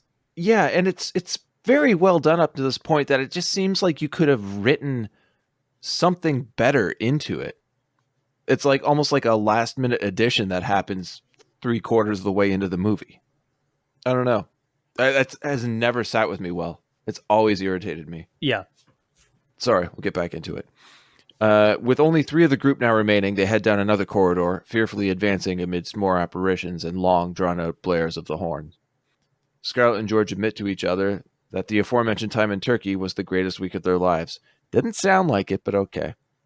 Yeah, well, I mean, you got type A fun and type B fun. Yeah. They press on, sneaking past a hooded figure in an old wooden chair, who I assume we're meant to believe is Satan. Yeah, everything I've read says it's Satan, but we also were like, is that supposed to be the devil? Yeah. I guess so. I mean, I don't know why else you would have like a spooky robed figure in a metaphorical hell. Yeah. It doesn't do anything. We get more, though. We get more spooky robed figures, which I find strange because you never really get a clear look. You just see that there is more than one.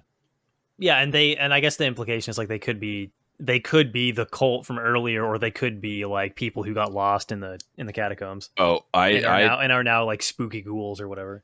I took a breakdown from an IMDb trivia, which I find absolutely ridiculous, that I would like to go over after we're done this, which is very soon. We're almost done these notes here. Perfect.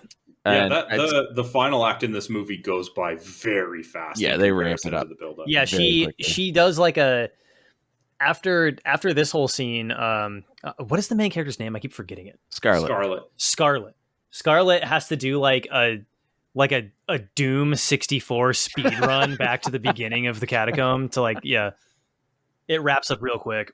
That's after passing the wall with screaming faces carved into it. Hooded figure turns and looks at them, causing them to flee down the hallway as one of the screaming stone carvings breaks from the wall, attacking George and biting a large chunk out of his neck. Which is the gargoyle coming out of the wall is is the only effect in this movie that's bad. It is pretty bad. It was the only thing that they had to use CGI for. Yeah. And it shows. Yeah. Scarlett and Zed grab him by the arms and drag their dying friend further into the darkness. Scarlett tries to use a stone on him, but it is nothing. George utters the word vitriol, which I believe was carved into the wall of the tomb. It was opposite the stone. It was part of the hint that led her to it. Yeah. Causing Scarlett to ponder another riddle, realizing that she has the wrong stone and must head back. She leaves George and Zed's care and rushes toward the tomb. So at this point, if you follow this sort of, I guess mythology or folklore, or whatever you want to call it, this is the point where you realize that, even before she comes to the conclusion, so when she tries to heal, his neck and it doesn't work, that's the point where you realize oh, it's a fake stone, because it works the first time she uses it because she genuinely believes that it's going to work. And in all of the folklore, magic is a projection of your intent.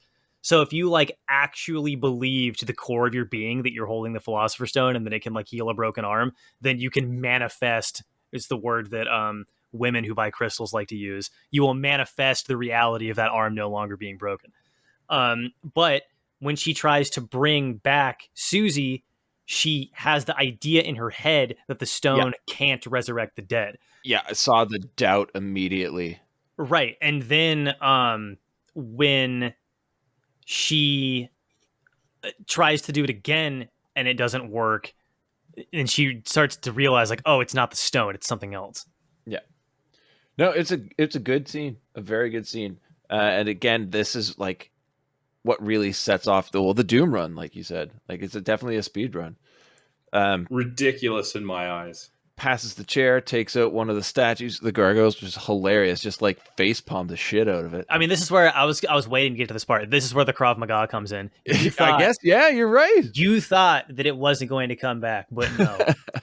I was a fool. For how much they build up this journey and this feeling of you can't go back, she beelines it back pretty quickly and pretty easily.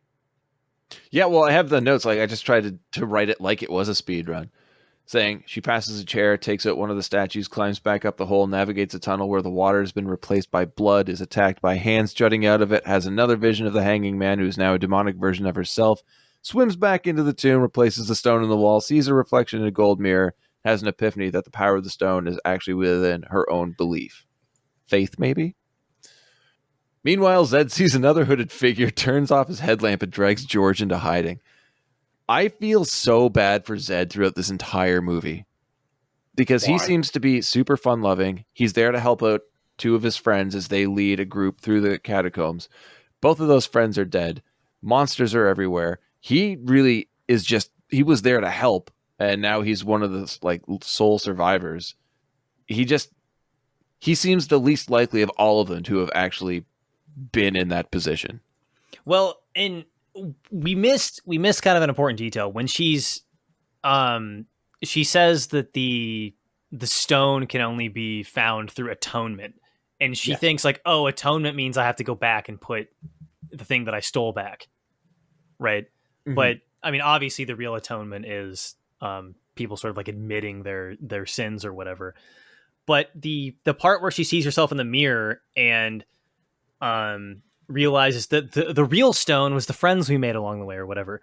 The actual sort of the deep lore, as we say in the gaming community, of the Philosopher Stone is more along the lines of a metaphor for spiritual maturation. Mm-hmm. So it's like it's a lot more complex than even being a simple matter of faith. So you know how there's the classic idea that the Philosopher's Stone can turn lead into gold, right? The transmutation of probably the most famous for people not well read. So in the actual alchemical traditions, there was this idea that everyone was born with a lead soul, and that through intense spiritual effort, you could transmute your soul from being this like leaden lump into being this like golden, like enlightened entity through like discipline and if you sit down and think hard enough, eventually you'll get there. And that's why the mirror that's reflecting back is a golden mirror. Mm-hmm.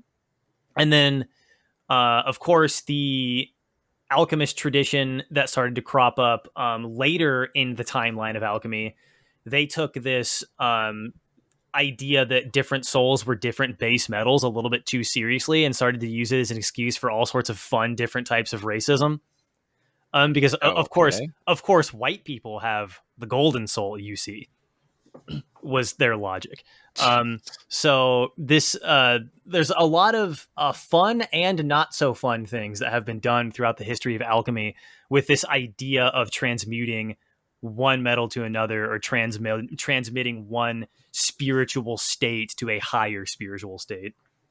I know so little about alchemy, and it's evident to anybody who's listened to this episode, but I find this incredibly interesting. And please, like, as we're getting through the next little few bits here, like, if you have any other insight, just lob it at us hard. Yeah, I mean, these kinds of things it's interesting because you can tell that. So we know that the modern human brain has existed in the shape that it's currently in for like however long it's been. I can't, sometimes I think it's like 60,000, 70,000, somewhere in that ballpark, that like the biologically modern brain has existed. Mm-hmm. So we know that thousands of years ago, during the peak of the Egyptian Empire, we know that they were thinking about the same as we're thinking.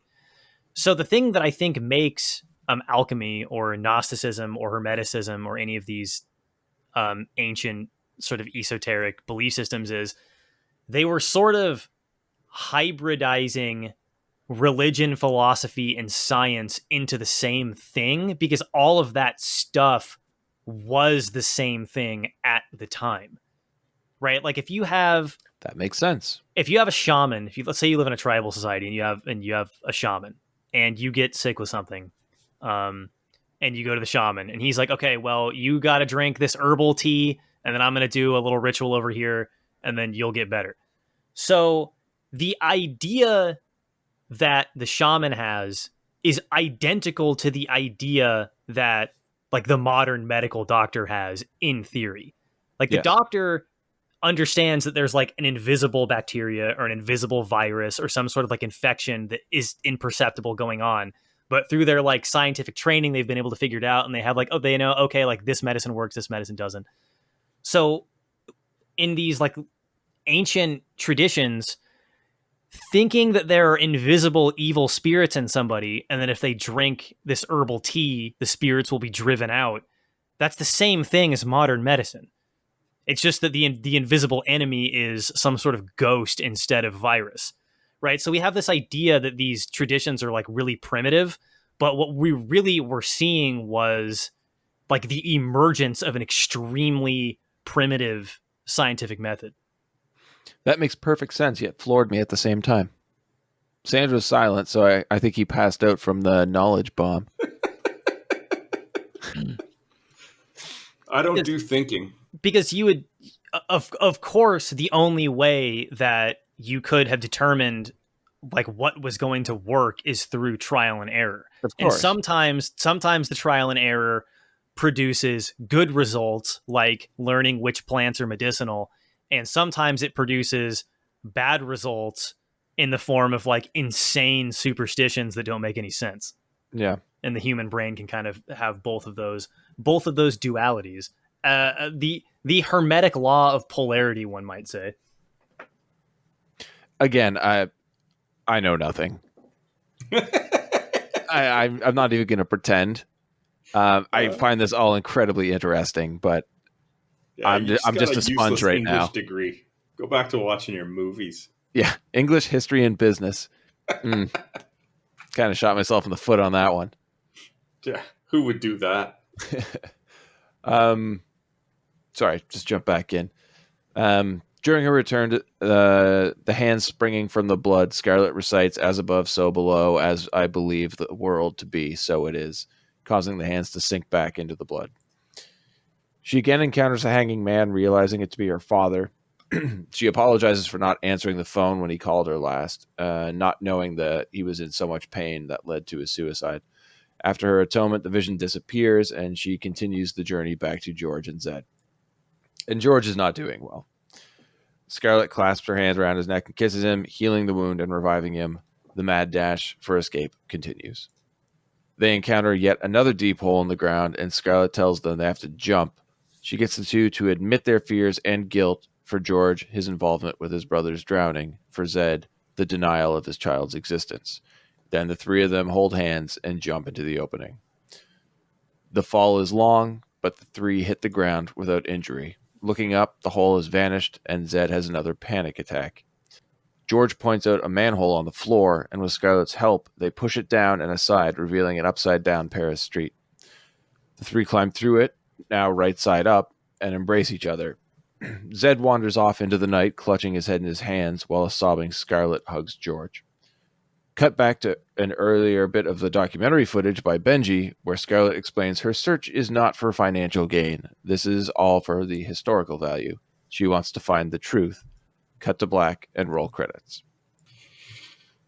Okay, so there's a lot to unpack in that last little bit. Let's start with the most basic. Man, did they just throw a reason in there for Zed. Oh yeah, I know. I Yeah, think it's yeah. it's very funny how he's just like confused and bumbling the entire time, and then she's like solved the riddle, and he's like, "Oh, I have a kid that I never see." Yeah, Like, the writers "What?" are like, all right, we got to give him something to atone for. Yeah, So and let's like just, yeah. everybody else has these very dramatic, like borderline crimes that they were involved in, and he's just like, "Yeah, I'm not a very good dad." It's like, what? Really? That's all you got? And that was my problem with George, because his brother was drowning and all he did was try and go get help And failed to do and so. failed to do That's so. my thing. Scarlett as well. She didn't answer the phone. I mean, that's Well, bad. it's not about just rectifying a literal wrong. It's Yeah. about confronting your own guilt and getting over and sort of like passing through those negative emotions to get to the higher emotions. So I think more accurately, you would say perceived guilt. Because, Yeah. like, not answering the phone one time shouldn't be something you feel guilty about. You might feel remorse about it because of the act that followed, but then you have a perceived guilt because you feel like, oh, I could have changed it if I answered the phone. But the act of not answering the phone is not necessarily It's not something wrong. inherently bad. Yeah. But even more so with George, who was actively attempting to save his brother and just failed to do so. Right. And in that, you can imagine if you were in that situation, you'd probably like live with some level of guilt. Absolutely. And there's that. I'm sure you have all heard the extremely hippy dippy idea that all emotions derive from either fear or love. This is like one of the most common things you hear like New Age hippies talk about. Mm-hmm. And that comes from, I think that actually comes from a more sort of Indian spirituality, like the I forget what it's Hindi, right? Is that what the religion is called? Hinduism, With, like, yeah. Hinduism, right? Yeah, with like the Bhagavad Gita and all that. So that idea of all emotions either deriving from fear or love comes from there, and the idea is that the guilt is derived from fear, and if you're living in guilt, you're being controlled by fear. So you have to pass through that and get to the point where you're being controlled by your more positive emotions, which loops back into that whole thing I was talking about earlier about the spiritual transmutation triggered by the Philosopher's Stone. I'm just taking everything in right now. And as soon as you stop talking, I'm just stunned. Sorry about that. I did want to get back to what I was saying about the IMDb breakdown. Yes, I was looking forward to this. I love bad posts. Give me all the bad posts you've got. It's rough. It is rough. Oh, God. Just do it, man. A complete journey of hell through the secret tunnels of the catacombs of Paris are as follows. The vestibule. The group encounters a gathering of two sets of divided cultist female souls, a faux tunnel, and the 9 circles. 1. Limbo. Long tunnels containing the inscriptions of poetry and philosophy pertaining to famous divine comedy-cited figures and the directionless soul of Latope. 2. Lust. Almost completely colorless tunnels, the loud vortex of souls, hissing of Minos and Italian inscriptions. 3. Wait, Gluttony. hang on. Yeah. Already. You said lust. None of that had anything to do with lust. None of like it. You could even, if it was me, okay, if you put me in charge, you're like, okay, Jacob, you've got to make this fit. I would be like, lust, the fucking topless cultists. Like, what do you mean? What do you mean the blank walls and the Italian? What are you talking about?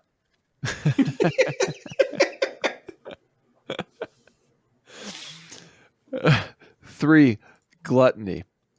Widened third-floor tunnel section containing the growl of an unseen Cerberus. Sorry. How's that gluttony? Yeah, this is insane. Yeah, this is... Oh, it's so bad. Yeah. 4. Greed. Enclosure containing the mark of David, engraving of Plutus, trap, treasure, and a false philosopher's stone for single use. Okay, you got me on that one. Yeah. That one works. 5. Wrath. The damaged reverse enclosure of greed, which is completely empty minus a filthy water entrance. Yeah, nothing to do with Wrath. You couldn't even Nothing. You couldn't even have talked about Leto smashing Susie's face into a rock, which is like, I mean, the first act of Wrath ever was a guy hitting another guy with a rock. Like you couldn't tie that one together. I think they're going to try and justify violence with that one. Oh, okay. Correct. So, because they needed a place to stick Wrath, and they couldn't put Wrath and violence into the same one. Is that where you're going, Ben? That's 7. We're just approaching 6 right now. Oh, okay. I apologize. 6. Heresy. Florentine walls and flame-lit enclosure with 3 ring inscriptions. That's it. Yeah, I don't know what they're talking about. 7. Violence. Shattered stone pool enters the enclosure cavern area. Susie is killed in the first ring, violence against neighbors, when Leto beats her to death. The second, against self, contains hallucinations of Scarlett's father, and the third, satanic occultist markings over sandy tunnels. Okay, is this like on a forum, or is this like, where is this posted? IMDb trivia. Okay, so like, forgive me, I'm not a big film nerd. Does IMDb function the way that like Wikipedia functions, where like anybody can edit it? Are there like mods? It is terrible. It is absolutely terrible. The thing about IMDb is that it is much more segmented. So you have your factual stuff in IMDb that can't just be altered.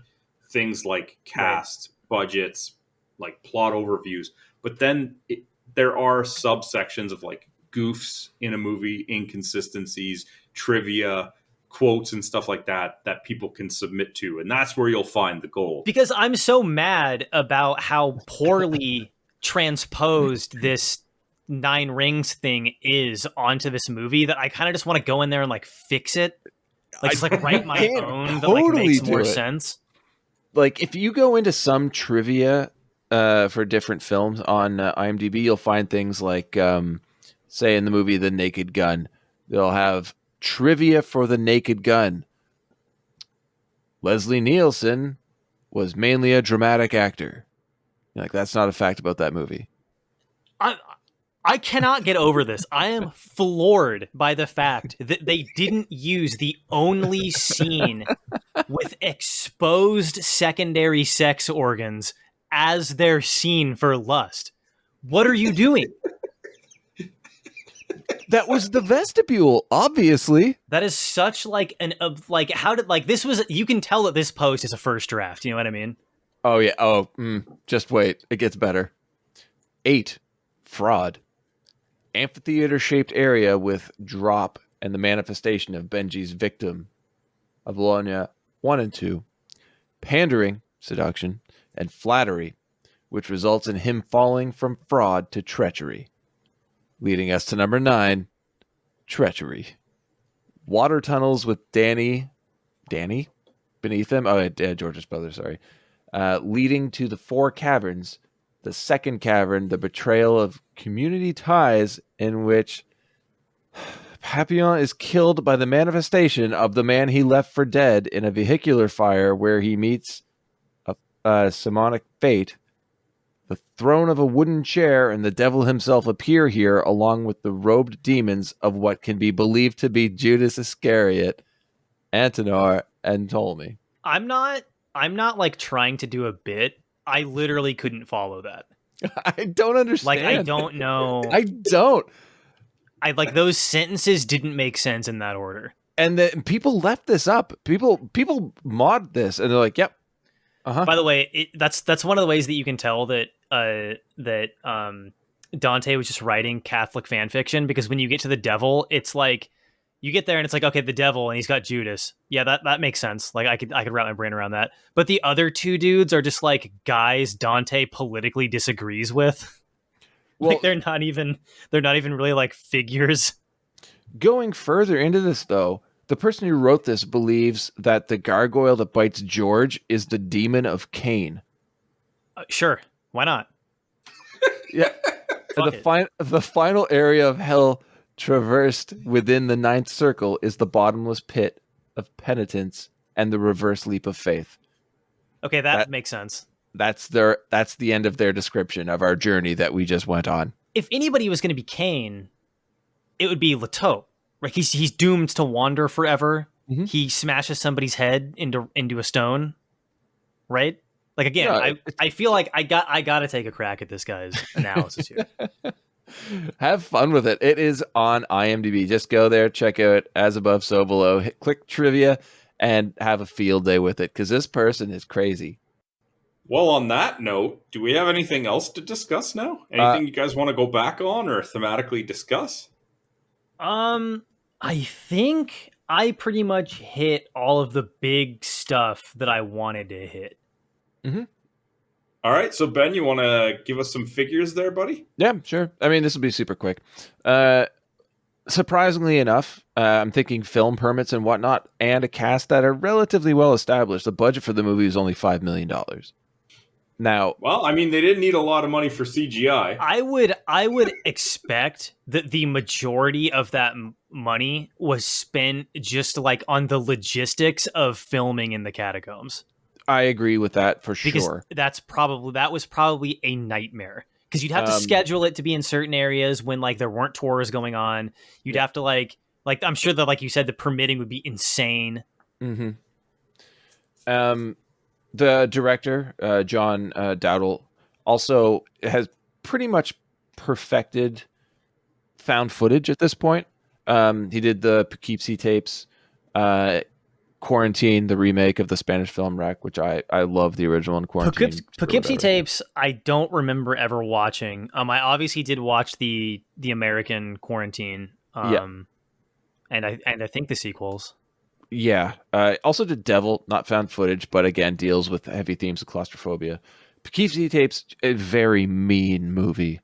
The Poughkeepsie tapes had to have been one of his really early movies because I remember that coming out when I was like either middle school or like freshman in high school. Like that feels like a long time ago. Oh, it was quite a while ago. So he obviously knew how to make a $5 million budget stretch to cover everything he needed. Yeah. Either of you want to take a guess at the gross of the film? I already saw it, so I'm not going to guess. Okay. Jacob? Well, I think this was a streaming only release. I don't think it went theatrical. I could be wrong, but I don't think it did. Oh, it did. It did? If it went theatrical, then I can guarantee you it made a huge profit. I would be shocked if it didn't. Yeah, I'm not going to speculate on like exactly what it would be. The promotion for the movie was PewDiePie and his wife filming themselves going through the catacombs. How did I not know that? Yeah, I mean, it's not like a massive $100 million success, but on a $5 million budget, it brought in just shy of $42 million. Okay, that's more than I would have said, I think. Yeah, is that like opening weekend or how? No, that's worldwide gross. Okay. Yeah. As far as ratings go, IMDb, it's sitting at a 6.2 out of 10. For Rotten Tomatoes, the tomato meter, the critics gave it's sitting at 26%. That's way too low. I think it is, even if you're looking at just that like top level of I just want to watch a scary movie and not actually think about it. 26 is still way too low. I mean, also you're gonna get a certain type of critic that is going to see that it's found footage and then immediately be like, "Nope, bullshit." Yeah, they're just gonna file it under bullshit before they even have it, before they're even really thinking about it. That's such a low number for an aggregate. Yeah, that there can't be that many propping it. I mean, I don't know. I feel like Rotten Tomatoes critics kind of have like a unique reputation for being some of the most annoying critics. like I'm sure you guys are film guys, so I'm sure you're familiar with the legend of Armand White. Mm-hmm. It's no, I'm not a film guy. Yeah, that's kind of our shtick. Is that I'm the nerd and subject. I'm the guy watching from the surface level. So, yeah. Armand White is a film critic who I don't think anybody knows if he's serious or if he's doing some sort of a bit, but he will always, without fail, review a movie that is like the direct absurd opposite of whatever the like majority opinion is. Sounds like a troll to me. Yeah, he's like a hyper contrarian. I haven't like looked into his mythos enough to know if it's like a character or not. It could be. It's so hard online nowadays to tell like who's doing a bit and who isn't. Yeah. But also when you look at like Rotten Tomatoes critics reviews and then you see their credentials, you're like, you just fuck right off. Like here's a perfect one. Nothing more than your typical horror film with the cast dwindling to faceless pawns set up to create the next scare, says Michael Compton from Bowling Green Daily News. Very cool. Well, did the fans do a bit better of a job here? Not much. 40%. That feels way too low as well. Well, with horror movies, you get a couple of different types of people in horror movies, and I think that surface level horror audience that has always been teenage dudes is still the major current when it comes to like horror media, unfortunately. Let me give you an example. In one of my videos, I don't remember which video it was. I don't remember what game I was talking about, but I was talking about like different types of horror. And I brought up Hereditary and Midsommar as being like really good horror movies. And I got so many comments from people bitching about how bad of a movie Midsommar was that I was like, oh, okay. So the horror movie community has not matured at all. Like it is the exact same group of 17-year-old dudes trying to grab boobs in a movie theater that it has been since the 70s. Excellent. Yeah, there's not enough people running away from a masked killer that decide to stop and have sex. Yeah, exactly. As a perfect strategic option. So, yeah, there we are. Really enjoyed Midsommar, but I'm one of the few people that was like, The Wicker Man is one of my favorite movies of all time. And the similarities, well, there are some fresh new takes on the story. There's so many similarities to it. It's hard to kind of separate them for me. Yeah, well, I would imagine that both movies are probably heavily based on the like accounts of druidic sacrifice that we got from other Christian nations. So I would guess if you're like, well, what kind of spooky cults do they have up there northways? You would probably run across those like very infamous counts of druidic human sacrifice. Yeah. For anybody that's interested in history of folk horror, there is a wicked new documentary that came out called Woodlands Dark and Days Bewitched: A History of Folk Horror. Man, that's a good title. Strong title. It is. I know it's on Shudder. I've subscribed to that, but I'm not sure what other places you'd be able to find it. I think it might be on Prime, but definitely check that out. But I also found one quote from Randy Cordova from the Arizona Republic about As Above, So Below, saying, "Once the characters go underground, things start happening." Not scary things, mind you, but things. Oh, golden! Awesome. I don't think we can move on from any of like that's the high point right there. That's the symbol. Oh man! Yeah. So let's get into awards, Sure. and we'd like to put our guest on the spot and make them answer first. Mm-hmm. So the first award that we go for is worst performance. Jacob. So for worst performance, and I thought this was going to be difficult because everybody in this show or this movie, like the performances are pretty good. Like even the B characters like Susie and stuff, like they're doing an okay job. Mm-hmm. But I think Lataupe is the only guy where it seems off because he's trying to do this sort of like spooky lurch type character. Yep. But he just sort of comes off as like he doesn't come off as scary. He comes off as like I was dropped as a child. Do you know what I mean? Like he doesn't like there's something like missing there. He's not giving me the feeling of being this like haunting tomb specter. Yeah, I can see that for sure.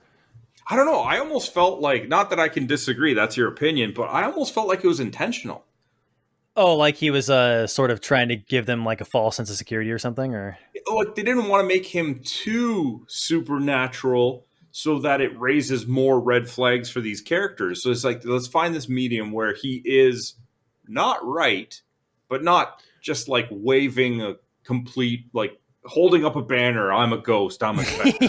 Yeah. Right. Yeah. So, but I mean, it's hard to say if that was the direction he was given and he actually nailed it, or if he just didn't get what they were actually going for. Anytime you're talking about performances, it's always hard to figure out whether it was the actor's fault or the director's fault, because like we can all think of a million notorious scenarios where like an actor was really good in one movie and really bad in another movie. Yeah. With Latope, though, I thought up until the attack on Susie, I really felt like he was just lost in limbo and he was just there. And that really came through in the performance for me. But then you get the attack and I'm like, okay, yeah, no, that's not the case at all. So it just is off. All right. Well, Ben, who did you have for worst performance? You'll both probably disagree with me, but I picked Marion Lambert as Susie because, and it might just be a victim of the writing. Didn't really do anything. Yeah, they didn't really give her character very much to do. Yeah, so she was always there. When she was on screen, she was all right, but she didn't, like, I don't know if you could act importance into a character that has nothing written for them. But yeah, that's like one of those things where it's like, okay, was the performance bad or did she just have nothing to do? Yeah, but I found a strong point with most of the performers in the film. I will say that my runner-up for worst performances at a certain point in the movie, towards the beginning, they're on a guided tour of the catacombs, and the tour guide is speaking in a French accent, but I'm almost positive that she's not French because she's pronouncing the S in Paris, which a French person would never do. No. Sandra, what do you got? I actually had the most difficulty with this award for this movie because I agree with what Jacob said. I didn't find too much fault in a lot of the people that were in this movie. So the least best. Yeah. Essentially, I think that's it. And I actually went with Perdita Weeks as Scarlet. Wow. And I think that the reason that I went with that one is because we talked about it. There's a lot of characters that don't have fleshed out backstories, that don't have much motivations, and they're just kind of, again, based on script or direction, just there. So they're not really expected to carry the movie very much. And with her, obviously being the lead and having the most to do, there was a lot of emotional flatness in a lot of the performances where parts where she was supposed to be feeling panicked and frantic came off almost the exact same levels as like jubilation or just quiet contempt. Yeah, she's sort of she as the lead actor, she's sort of given the most rope to hang herself with. Like her mistakes shine through a little bit more. Yeah, and I mean, I will say, like, reaffirm, she did a fine job. Yeah. I had a difficult time with this pick because I had to pick the worst best performance. Right. She did still do fine, and I just don't think anybody really sucked in this. No. I do love that the Scarlet character is the only one that just busts through stones repeatedly throughout the movie. Yeah, it's the black belt in Krav Maga. I'm telling you, it's pivotal. It's pivotal to the plot. Break through the sandstone, break through multiple gargoyles, smash through like passages in the floor. She's the only one doing it. Okay, so Jacob, who did you have for best performance? Best performance, I gotta give it to. I'll tell you right now, I did not look up any actor names. I'm terrible with names. But the guy playing Benji when he's freaking out, stuck in the bone tunnel, easily the best performance in the movie by like not even close. He kills it in that scene. It's Edwin Hodge or Hodge. Edwin Hodge. Yeah, he nailed that scene hard. Great scene. So I usually start best performance between Ben and I actually went with Ben Feldman as George. Again, I can't disagree with the pick of Benji. That scene was fantastic and probably the best acted moment in the movie. I mean, George has some good bits too, though. Like when he sees his brother in the water under the bones and he's like trying to dig him out. That's pretty good. He's got some good spots. I think the reason that I went with George is because Benji has that high point, that peak in the movie, in like the most amazing scene that is performed in it. But George has the best consistency from start to finish.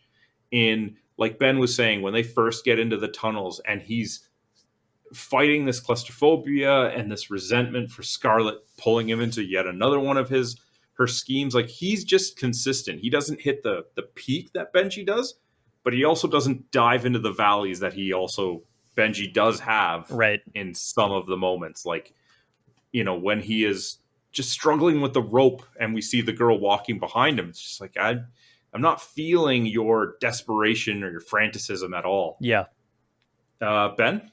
I also went with Ben Feldman as George for all the reasons you just stated. Okay, that was quick and easy. All yeah, right. especially with the fact that he is also claustrophobic, like you said. That they had to pause filming so he could calm himself down and then get back into character and then deliver some pretty decent lines. Like, I thought he did a great job. I do agree with Edwin as Benji, but for a different reason. I'm still sticking with Ben Feldman on this one. Okay, all right. So Jacob, what did you have for your favorite or most memorable line? I mean, I guess the hack answer would be after she puts the stone back and she says the line, "As above, so below, the world is as I see it." That's definitely the hack answer, yes. Because, like, well, like, as like kind of a nerd about this kind of stuff, "as above, so below" is like, it's called the most famous sort of like magical mantra. Mm-hmm. So that's really good. I don't know. I can't think of any other like single lines that I would pick. Like, I've got like best scenes as like a whole that I would pick, but I think for best line, I've kind of just got to go with the classic. Mm-hmm. It's also got that moment that you get. Oh, he said the title. Yeah, he said the title of it. Ben, you start this one off between you and I. Mine is not a best line by any means, but it is definitely most memorable for me. And that is because I do very well at keeping claustrophobia in check, but I do have a fear of heights. And it's when Lataupe says the only way out is down, leading them to the first like hole in the floor. Terrified the shit out of me the first time I saw it, and I was getting nervous watching it again. Like, I was getting so tense. That sticks with me. It's a nothing line for most people, I'm sure, but by far my most memorable. Well, my most memorable is also one that probably is a nothing line for most people. And if I had to give you a reason why it's the most memorable, I don't think I can. It's just the one that after I finished watching the movie, I was like, yeah, that's going to stick with me. Turkish jail? Pardon? No. No. It's after George says, that's the saying above the gates of hell. And Pap is like, what? I'm not going in there. And I don't know if it's just the cadence of his delivery or the hesitation you can hear in his voice, or even just the like representation of, I don't want to go to hell. It reminds me of, have you guys seen Event Horizon? Multiple times. I love that movie. It reminds me of when they first play the security footage and then it just does like a hard cut back to oh my god, what is his name? The guy. Sam Neill? No, he played Morpheus. Lawrence Fishburne? Lawrence Fishburne. The camera does like a hard pan back to Lawrence Fishburne. He just goes, "We're leaving." Yeah. after the security footage. It's the greatest moment in that movie. Yeah, and that's why, I don't know, like, just the line just was so fitting. It's just like, I don't want to go to hell. All right, last award. Might be a bit of a tougher one. Although I have a feeling we might. Now, I have a feeling we might have a couple similarities here. Jacob, what did you have for your most memorable or favorite moment? So mine is when they're solving the puzzle to prevent the cave from collapsing, because it's a a astronomical puzzle. It's like, oh, because it says like, oh, there's X amount of heavenly bodies and blah blah, and you got to count them. And she is immediately like, okay, well, there's 9 planets, and he's like, no, shut up. When was this, before or after? And she's like, oh, well, it was after. And he's like, okay, so the moon counts as a planet, but the Earth is divine, so it's not one. The sun was technically a planet. They have to like figure out like when the thing was written, because what we consider to be a planet and what we don't shifts over time constantly. Yep. Even today. Yeah, even today. I mean, there's already debate on a new classification for the word planet that would not only reinstate Pluto as a planet, but even like most moons, like big moons. Because recently a team of astronomers looking for exomoons, I believe they found a planet with a moon that's approximately the size of Earth, and the planet isn't that much bigger. So they think it might actually be sort of like a new type of binary planet system. So like, you never know when that kind of stuff is going to change in the scientific nomenclature. You and I had very similar reasoning to our favorite or most memorable scenes. I picked Pap's car death. Jackass. Is it just because you were tired of him? I just thought it was the most visually appealing scene in the movie. Oh, okay. You see the similarities? Yeah. Yeah. Mm-hmm. Ben? When I first wrote the notes, I was going to go with Benji getting stuck and having a panic attack. But actually, Jacob and I both picked the same scene. It was the heavenly body puzzle. Yeah, I really enjoyed that. The part where Benji is stuck is like, it's almost like a bizarre horror movie version of a monologue. Yeah. It doesn't really feel like a scene with like multiple people acting together. You know what I mean? Yeah. Yeah, I agree. But no, the puzzle sealed it for me. So let's just give some final summarization thoughts on the movie, recommendations, any kind of like, what's your 1 paragraph closing on your thoughts on this movie? Jacob? I mean, if you like horror movies, and even if you sort of like are only horror movie adjacent, I really don't think you can go wrong with watching this at least once. It's not very long. It's like normal movie length. Mm-hmm. Is it streaming on Netflix still? I have no idea where it's probably streaming somewhere. It's not hard to find. It's absolutely not a bad pick if you like horror movies, and even if you don't really like horror movies that much. This, like I said earlier, this sort of has the quality of being like national treasure with horror themes. Yeah. One of my roommates is very averse to horror movies, and we even got him to suffer through it. Interesting choice of words, suffer through it. Ben? Yeah. I would definitely recommend the movie. It's great if you don't want to look into it. Like I said, you can turn your mind off and just watch a movie and follow along, because it has a very linear storyline, and it's entertaining. It's got some pretty spooky moments. It's got some great acting. So yeah, it's fun to watch. But it's also one that you can really just sit down and pick apart. And I mean, if you go online, a lot of people have come up with a lot of different theories, and it's fun to explore some of them as we've checked out the IMDb trivia about the breakdown. Some people just don't really get it. I mean, you can you can very quickly drive yourself insane trying to do research on these sorts of esoteric themes too. Yes. But it's a movie that can be streamlined into a quick viewing of just, I'm along for the ride. Or if you want, you can actually take the time and try and ponder the questions it asks. Might not find the answers, but it prolongs the life of the movie and the enjoyment of it. So yeah, recommend for sure. Sandro? I love this movie. Oh, really? Nice. I did 2 viewings of the movie, and you guys know I'm not well-versed or knowledgeable on this stuff or movies in general. My first viewing was just surface-level person watching horror. Mm-hmm. Had a blast, went by quickly, no real issues, solid cast.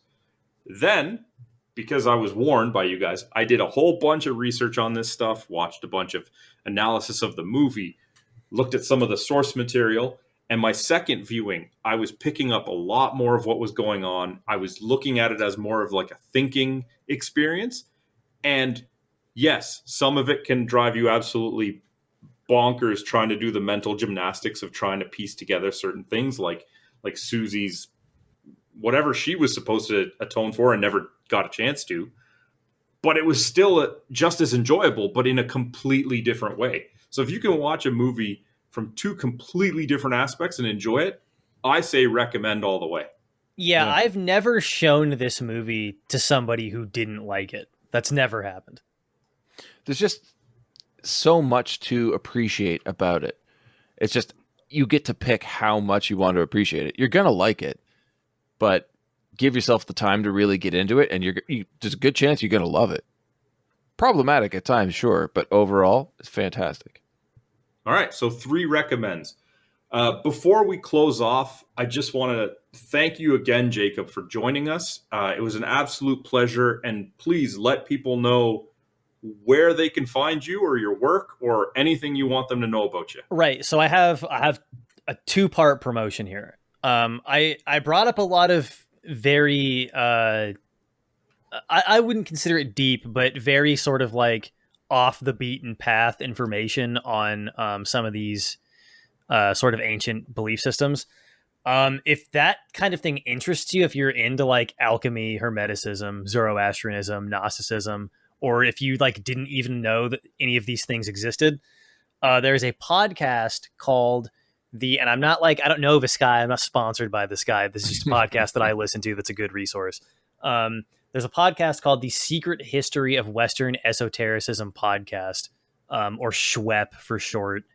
And that's a great podcast. And there's another podcast called Astonishing Legends, and they did a 2 or 3 part series on Gnosticism that is also very good. So if like you listen to this and you're like, wait, hang on, I have to know more about that shit. Those are 2 very good starting points. As far as what I do, you can find me at youtube.com/probablyjacob. I do relatively lengthy video game reviews where I go over analysis. In some of my videos, I do go over sort of like the mythology that inspired certain parts of certain games. And you can find me on Twitter at probablyjacob. I-O, the letters I-O. Somebody already had Probably Jacob, so I had to improvise. I run a podcast called Inherently Optimistic. You can find that anywhere where podcasts are, and there are exclusive podcast episodes for members of my Patreon. I also have a Discord community. You can find a link to the Discord underneath all my YouTube videos and in a bunch of other spots. And I also stream. I try to stream about once a week at twitch.com, probably Jacob. Very easy to find me. All right. So, again, can't thank you enough. This was a very different episode from what we're used to doing. Oh, it was a blast. Thank you so much. I get the pleasure of telling Ben what we're watching next week. He has no idea what we're going to watch. And I feel like I have to give him just as challenging, just as deep, just as thinking of a movie. So we're going to watch the 1986 Patrick Swayze, Rob Lowe hockey movie, Youngblood. Oh, fuck you. Youngblood? I've been offered a tryout with Hamilton Mustangs. I gotta play junior if I'm ever gonna play pro. All the scouts are gonna be there. Dean Youngblood scored 92 goals this year so far for the Stanton Flyers. Get him a uniform. The doctor is here. New uniforms for the playoffs? Wanna go, pretty boy? Come on. You gotta play it according to their rules. Maybe I made a mistake about you. What do you think?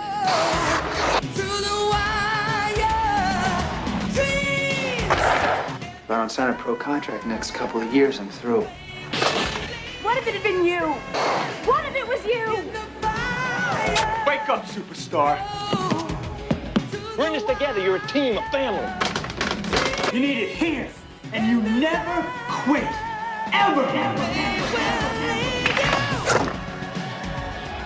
Come on, young blood!